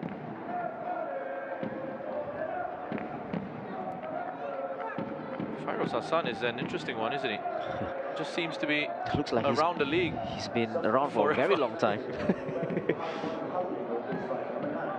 He's 34 years old, by the way. Stints at Albrechts as well. That's right, very successful stints at Albrechts Niigata. Not too many minutes while he was there, but he was winning titles. This one is 10th appearance of the season for Hougang. All 10 have come from off the bench. Well, the goal really makes it a little bit more interesting. Hougang, they've got no choice. They've got to come out here. Emireka, who's also gone down here, clutching his ankle. Well, it's going from bad to worse for Hougang United. Another key attacker is in trouble. Another landing problem there.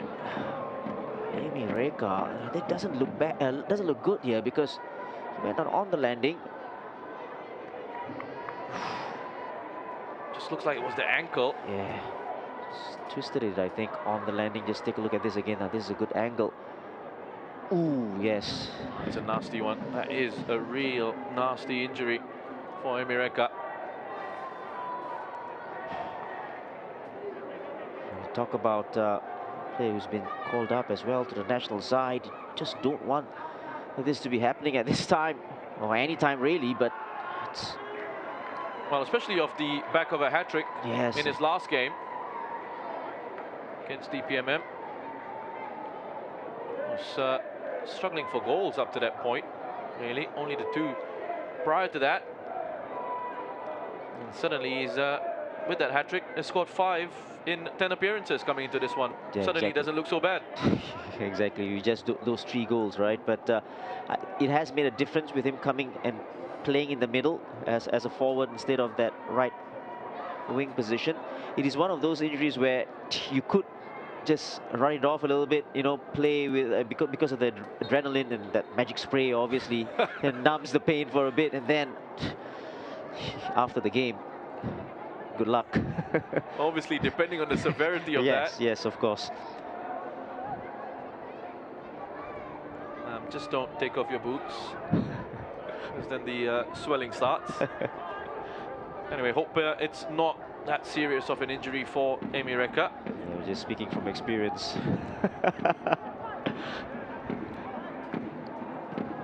Shah. This pass intercepted by Nazrul. It's picked up by Faris. Nakamura.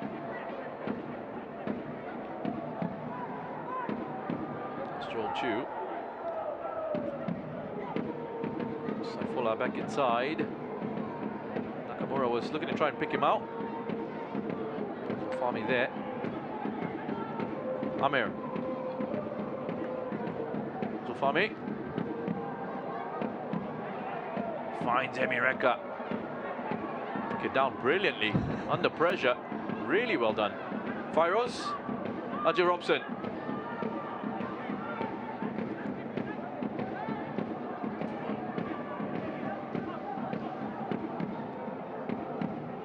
Maybe this is what they need, just keep possession of the ball a little bit. Ajay Robson getting those shouts of man on, gets red quickly, finds Kuriyama. They play their way forward here, Hougang. Here's Krajcek. Fairoz. Lapping run from Nazrul, cut back into Fairoz. Krajcek! Dragging it wide, but very encouraging attacking move by Hougang there. Oh, well worked, wasn't it? Brilliant play. That ball in from Fairoz.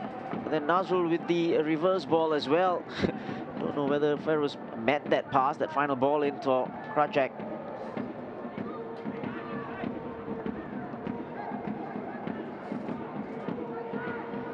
It's a long way to go. 20 minutes is a long time. Still time for Hougang to get back into this game.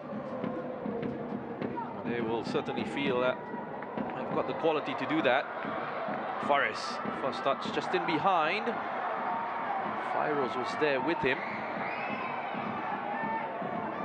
Festering. It's going to go out for a throw in to Tampines.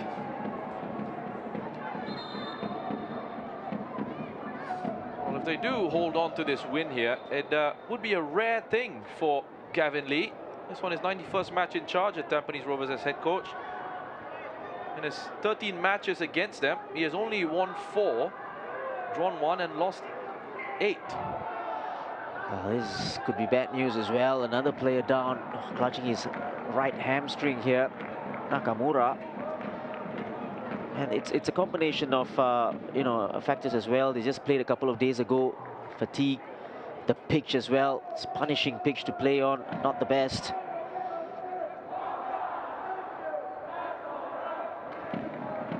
Marco looking on.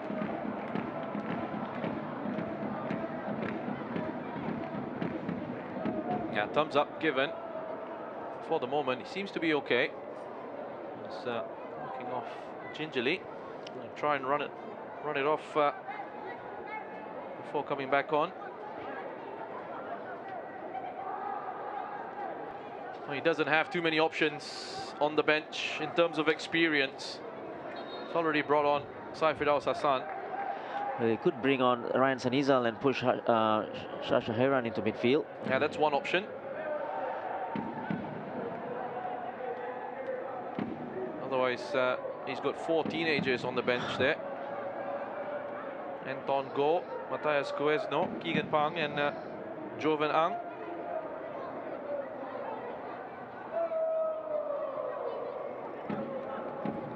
They all play for your under-18 team. 2 of them for your under-16s.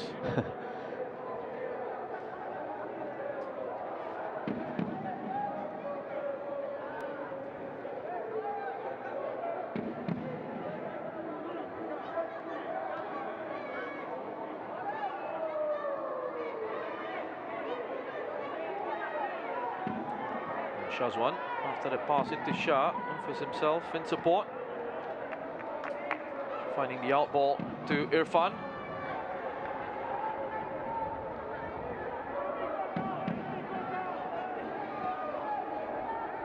Yamashita.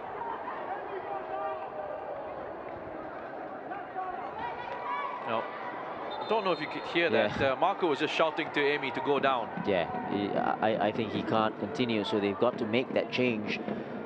So it's best thing to do, just get down and make that substitution.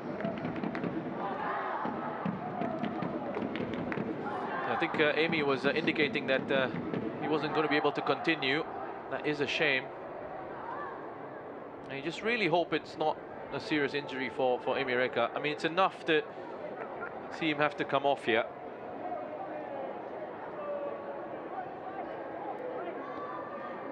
I just had to go down so they would stop the match and he could receive some treatment.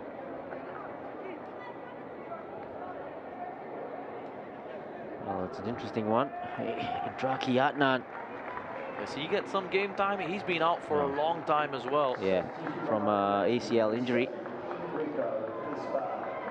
Well, he is going to be coming on. What a moment this is for Indraki Adnan.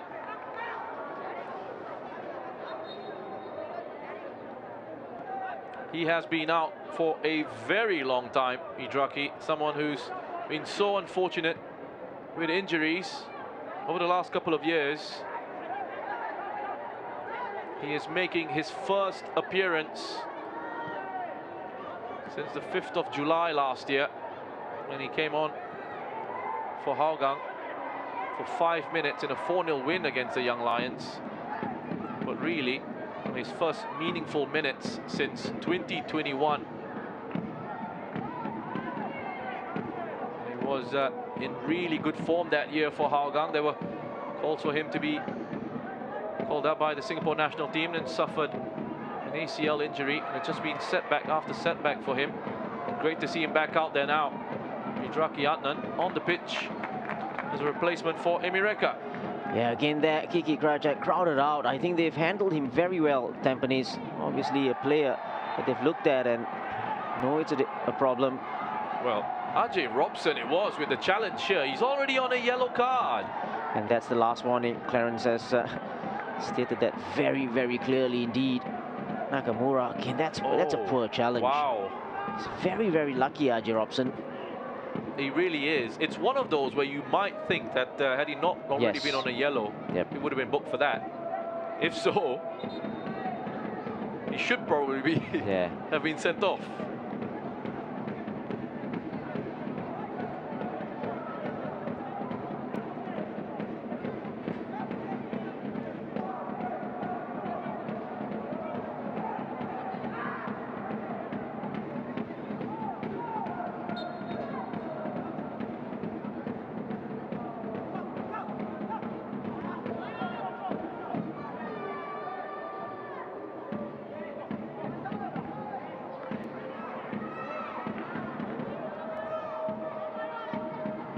Definitely is the last chance for RJ Robson, you'd imagine.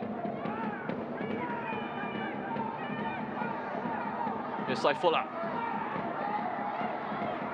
By the way, he's also on yellow card. Picked up earlier, much earlier in this match.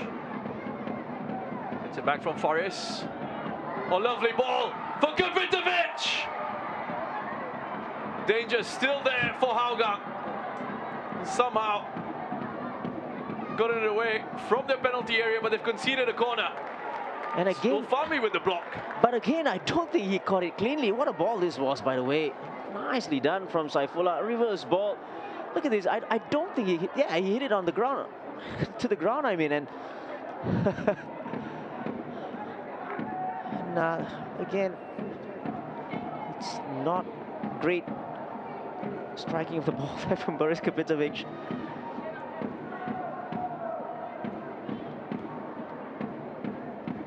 It does get like that for him at times. Zeifel punching under pressure. Not a very convincing punch. His defense was there to help him out.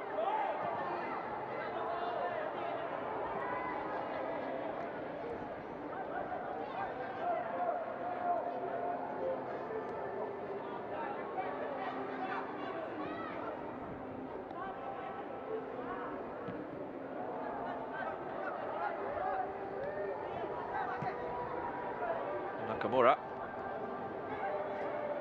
to Yamashita. Shazwan just goes long. Kapitovic out to Joel Chu. Just trying to find Kapitovic. The run was tracked by Zulfami. The ball just rolling into the arms of Zeifel.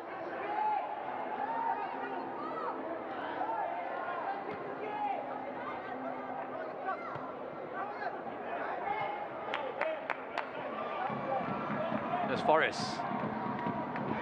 Low cross in, Zulfami there. Managed to divert it away from danger.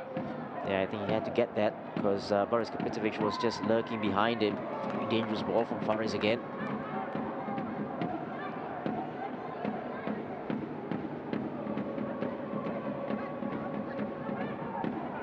Shah. Glenn Kwe. Tampines being patient in possession here, holding on to that lead.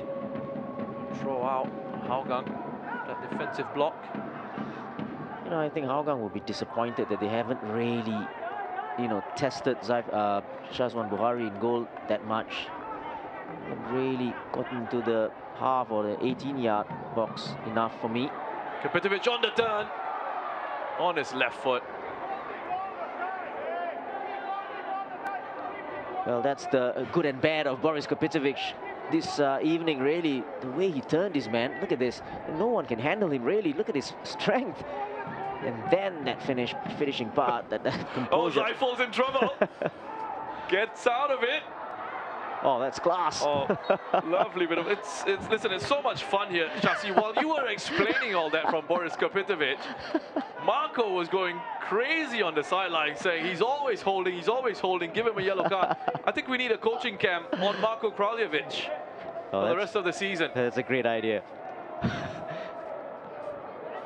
And then they almost got themselves into trouble.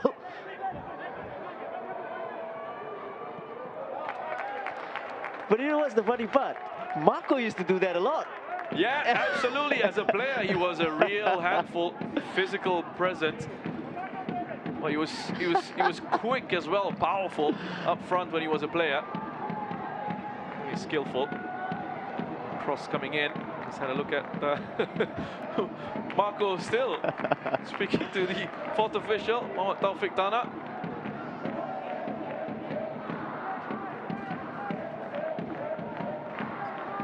Well, that's brilliant, isn't it? The opinions when you're a player and when you change and you become a coach and you you start putting on your thinking cap, your coach's hat, and you think differently. Well, listen, I mean, if it was his striker, Amy Reka, for example, doing that to a Tampines player, he wouldn't have an issue with it at all. Well, his new signing might do that. That's right. I think we're all looking forward to seeing what he can produce. Georgi Maksimovic. From Radnički, 1923 in the Serbian Super League. It's the top flight of Serbian football. Made over 20 appearances, just the 5 starts. Didn't score last season. Well, he's made the move to the SPL, and you'd imagine, having played in the Serbian Super League, he'd be able to deal with that gulf in quality, coming down perhaps 1 or 2 levels. You'd expect him to make an impact, wouldn't you? Yeah, I mean, you would expect him to do that, and obviously as a foreigner you want him to be a few notches above the local players and help out the local players. But we've seen foreigners struggle here as well. Brian Ferreira being one of those. Nasro. Come back. It's cleared away by Nakamura. Game is getting stretched now as Hougang search for that equalizer. Lots of space in midfield to exploit. Amir loses out to Faris. Gets it back from Kapitovic. Shifted it from right to left there, Faris, and I think went down right in front of the referee. Too easily for his liking. Boris Kapitovic wanted the foul earlier on as well. He went down. Just goes down a little bit too easily there. Boris Kapitovic. It's a good ball. It's Krajcek. Trying to twist and turn his way past Nakamura. Nakamura did brilliantly there. Number 10 against number 10. The one in the yellow and black jersey comes out on top.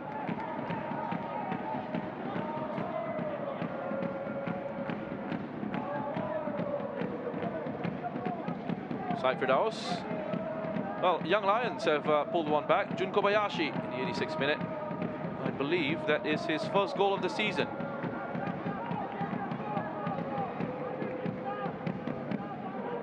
Side Firdaus. Nakamura. Joel Chu. Well, what they've been excellent at this season, Tampines, is the game management and holding on to leads. 1-0 to the Tampines has become a bit of a team this season, especially over the last few matches. And they're looking at their 8th clean sheet of the season. It's wonderful. There's Faris. Kapitovic holding off his defender, Saifullah.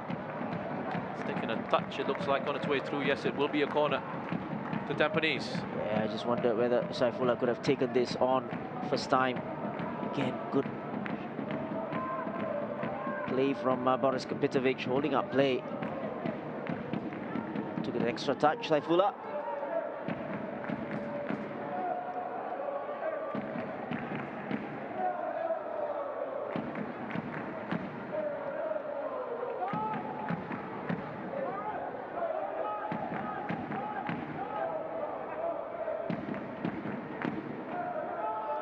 Joel Chu, the outswinger off the head of Yamashita, and that should be it for Tampines Rovers.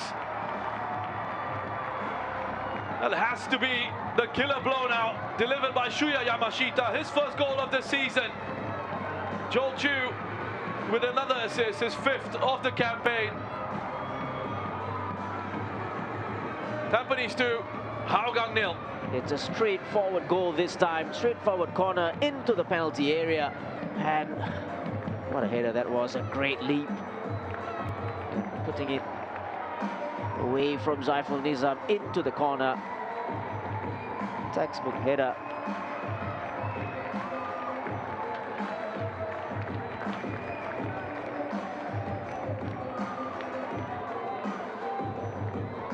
There was a player marking him as well. He rose above him. Jumped early, got the timing right. It's 2-0. Well, Yamashita's first goal this season, his first since the 13th of August last year. He scored for Tampines against Tanjung Pagar in a 4-3 win for the Stags. Goal for Tampines Rovers, number 4, And that really should be the goal that seals the win for Tampines. First time they've scored more than 1 goal in a match in their last 4 games. 3 prior to this one. It was a 1-0 win against the Young Lions, a 1-0 win against DPMM, and then a 1-0 draw against the Lion City Sailors. 2-0 here.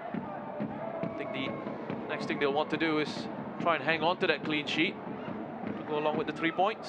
Now what will please Gavin really is the way they handle Hougang threats. Really, they look comfortable at the back. Didn't really pose a threat behind the defense. Obviously, without Milos Zlatkovic in there as well, so he'll be very, very happy indeed, Gavin. Well, there's been a change for Tampines and all of that. Joel Chu, well, the change is going to be coming up after this. Decided to hold off on that substitution. And that change is being prepared. Joel Chu could be about to come off to be replaced by Ryan Sanizal, but it seems to be an issue here for Saif Firdaus. Yeah, I think he was on the landing. Gone down clutching his face.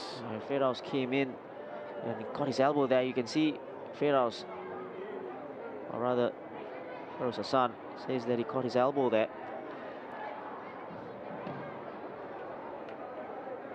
Wondering if they might need to make the change. Have a look at this here. There, just something like a clothesline there, and he got up for a while and realized that he took a hit. Look at this, came in. Oof, tell you what. Is that a raised elbow from Firoz? His elbow was definitely raised there, but he didn't really swing. He just came in full-bloodedly with his raised elbow. I think he's opened up his forehead here with that blow. Well, there might be a change in the plans now.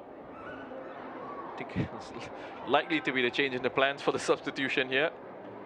That's right. Saif Firdaus is going to be coming off, and Ryan Sanizal is going to be replacing him.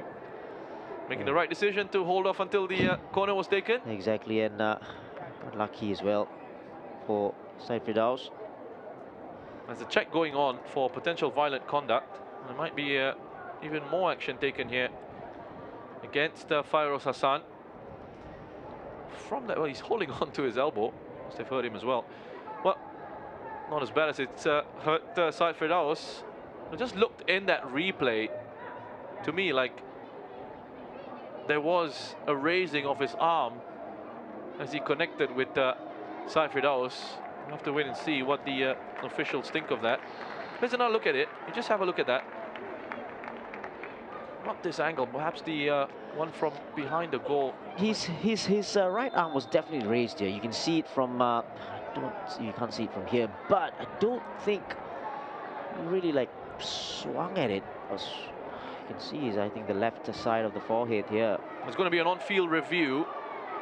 I think he's going to be in trouble because of the sudden elevation. There's no swing, but his arm was down and then it went up before he made contact.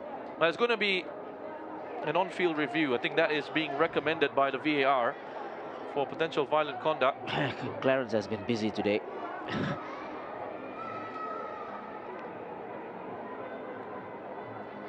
Now there's Marko Kraljevic, the foreground. He's coached against Tampines 26 times in his career. Coming into this one, only won on 4 occasions. Here's another look at the VAR there. And for Saif Firdaus as well, they took a heavy knock. Yeah, you see, that was the angle where his arm sort of went up. Slightly went up a little bit. But it's clear that it wasn't like swung and whatever. But again, it's a difficult one for the referee. And how do you judge the intentions of well, that's the thing. Firoz as well. They can't judge intent, so they just have to base it on the action. Right, and it's a tough one, really. Again, and he's going to take a long time here.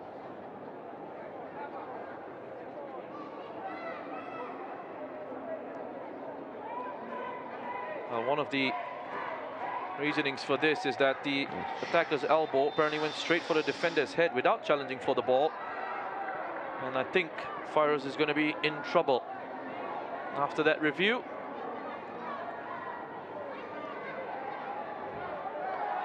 It's going to be a straight red card for Firoz Hassan.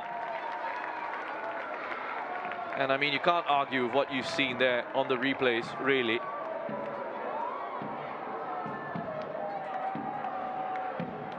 Fairuz is, I mean, as you would expect, disappointed with the decision.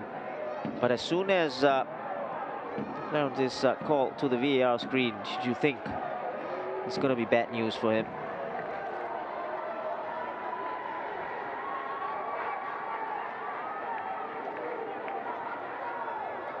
Well, that is the first time in his career, Fairoz Hassan, that he's received a straight red card.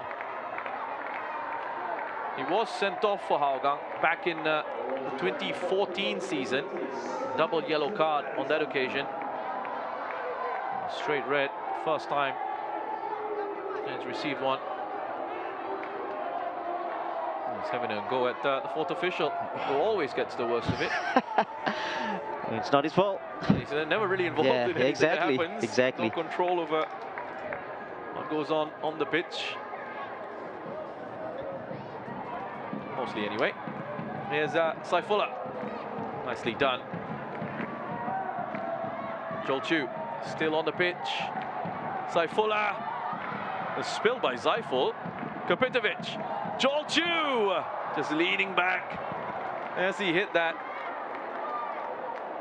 And I just feel for Joel Chu, it's one of those things that he perhaps needs to work on and add to his game as he develops. Being more effective in front of goal. He creates chances. He's such an intelligent footballer. No issue with that. Lots of skill, lots of quality. I think those goal-scoring numbers is something that they'll want to look at as he continues to develop. Especially if you're an attacking player, those numbers are so important.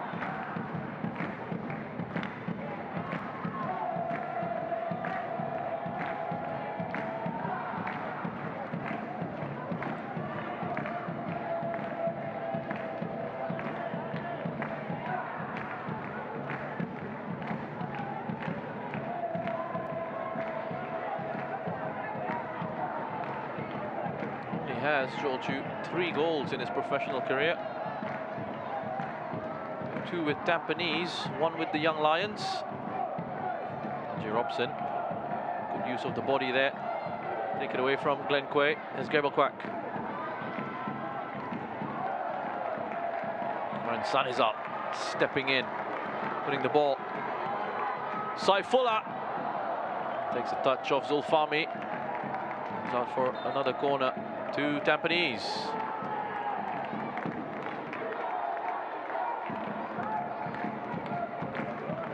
Make another change here.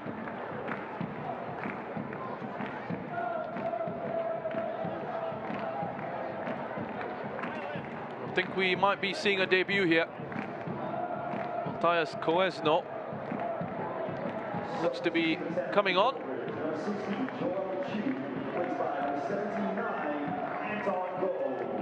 Anton Go, the 18-year-old, is also going to be coming on.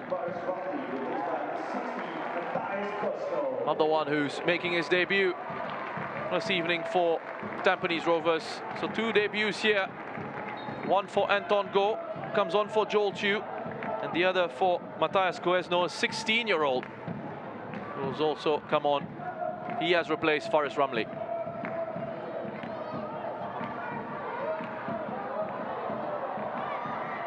Youngsters a chance. Tampines as Saifullah sees his chance. Saved by Zaiful at the near post.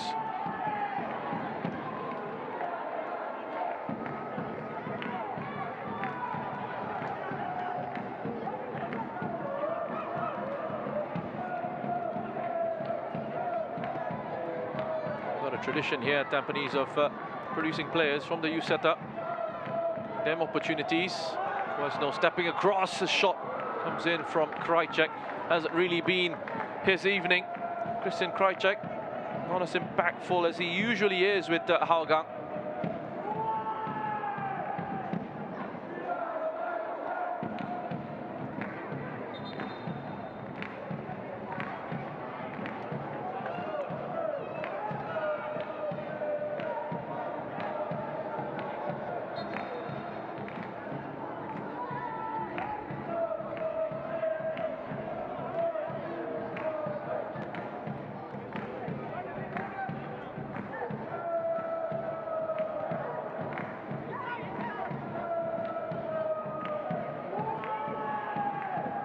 Yamashita.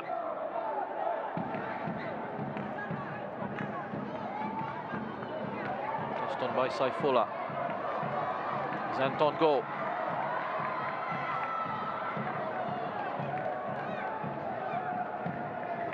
On a corner for his side.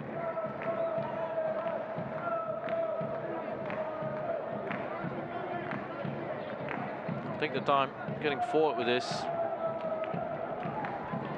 Shah Shahiran is there, making his 90th SPL appearance. Shah Shahiran in this one.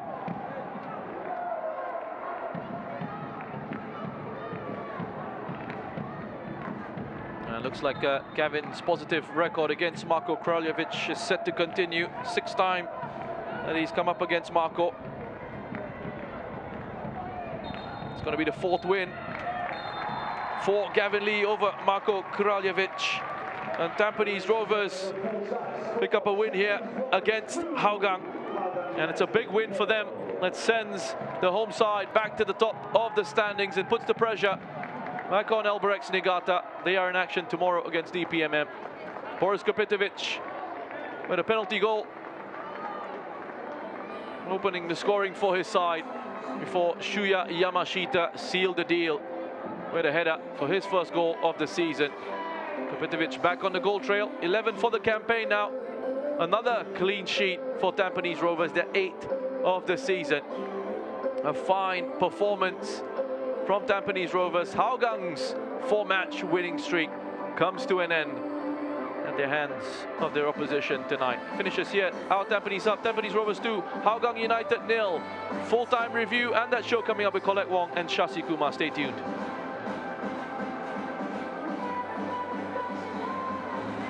So Hougang's winning streak comes to an end, brought to a halt by Tampines Rovers. 2 second-half goals doing the job. The penalty by Boris Kapitovic and Shuya Yamashita with his first goal of the season. Not the prettiest of matches, but 3 points in the bag for Tampines, and they will be absolutely relieved. Exactly, and very much needed as well. And Gavin, I think, will be absolutely delighted with the victory.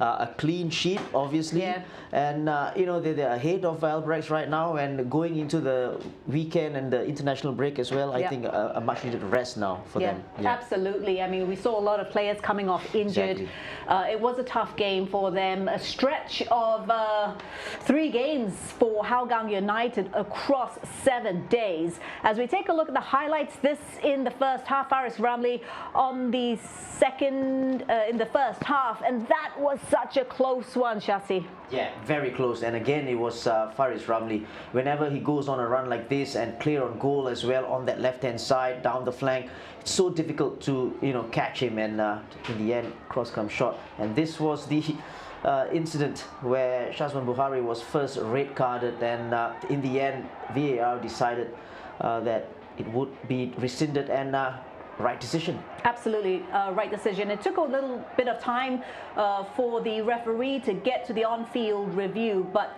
as you mentioned, this was the angle which said it all. Yeah, and the right call in the end, and that is what you want from VAR, and absolutely the right call. And you look at Shazwan there, just getting ready to come in, as if nothing happened, because he knew, absolutely right. He knew that there was contact on the ball. So Shazwan got to stay on. It was 11 against 11. Second half here, Hougang on the attack, a rare attack.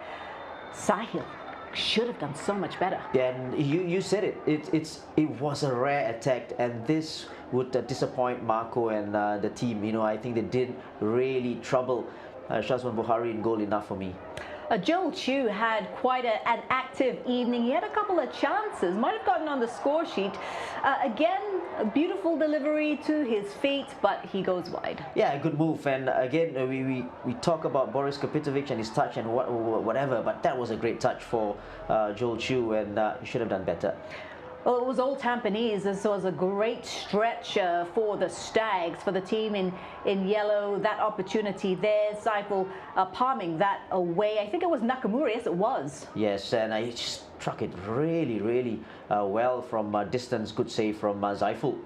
4 minutes later came this incident. Initially, the referee did not award a penalty, but upon replays, we could see clearly it was a kick on Boris Kapitovic by Ajay Robson. Yeah, and it's one of those things where, you know, he does this and he was, you know, he decided to just go. And again, it's very difficult for me to explain why he did what he did, Ajay Robson. And in the end, again, to me, right call. And he was very lucky not to have been given the red card as well. And in the end, I think the referee used a little bit of common sense there, gave him the yellow card instead. And yeah, penalty.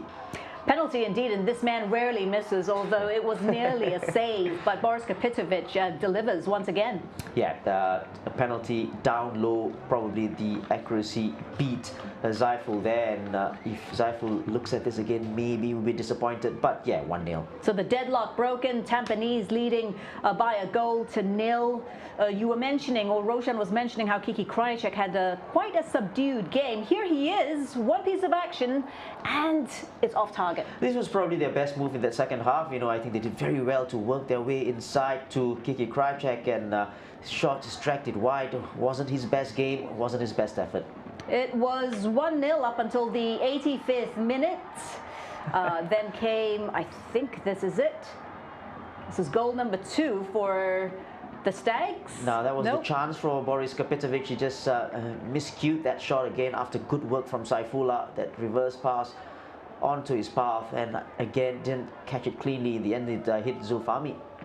Yeah, one of a series of misses by Boris Kapitovic. This was the goal off the corner from Joel Chu, finding Yamashita, Shuya Yamashita. Fantastic stuff by him.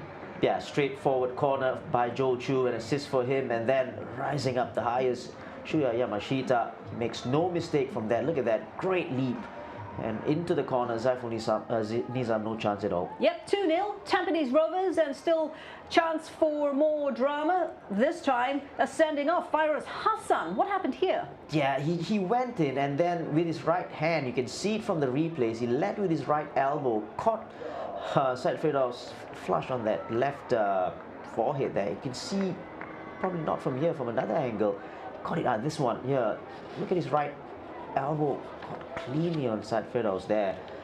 And again, Clarence had no choice because he had to go to the VAR, saw that elbow, and then, yeah, he's off. Well, I got to say, Clarence had a very busy night, but he had a very good game as well, didn't he? I think so. I think he has had he had a good game.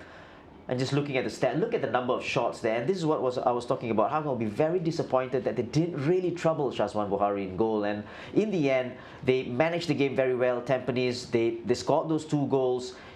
They were comfortable in the end, didn't they? You know, they looked very comfortable, even with the changes they had to make at the back. Yeah. They looked very comfortable, totally deserved the win. But I've got to say, with the international break, I'm sure both these teams will be very, very relieved to have a couple of to have a week off, given the injuries that many of them suffered. Very much so, and much needed break as well for Gavin. Yeah.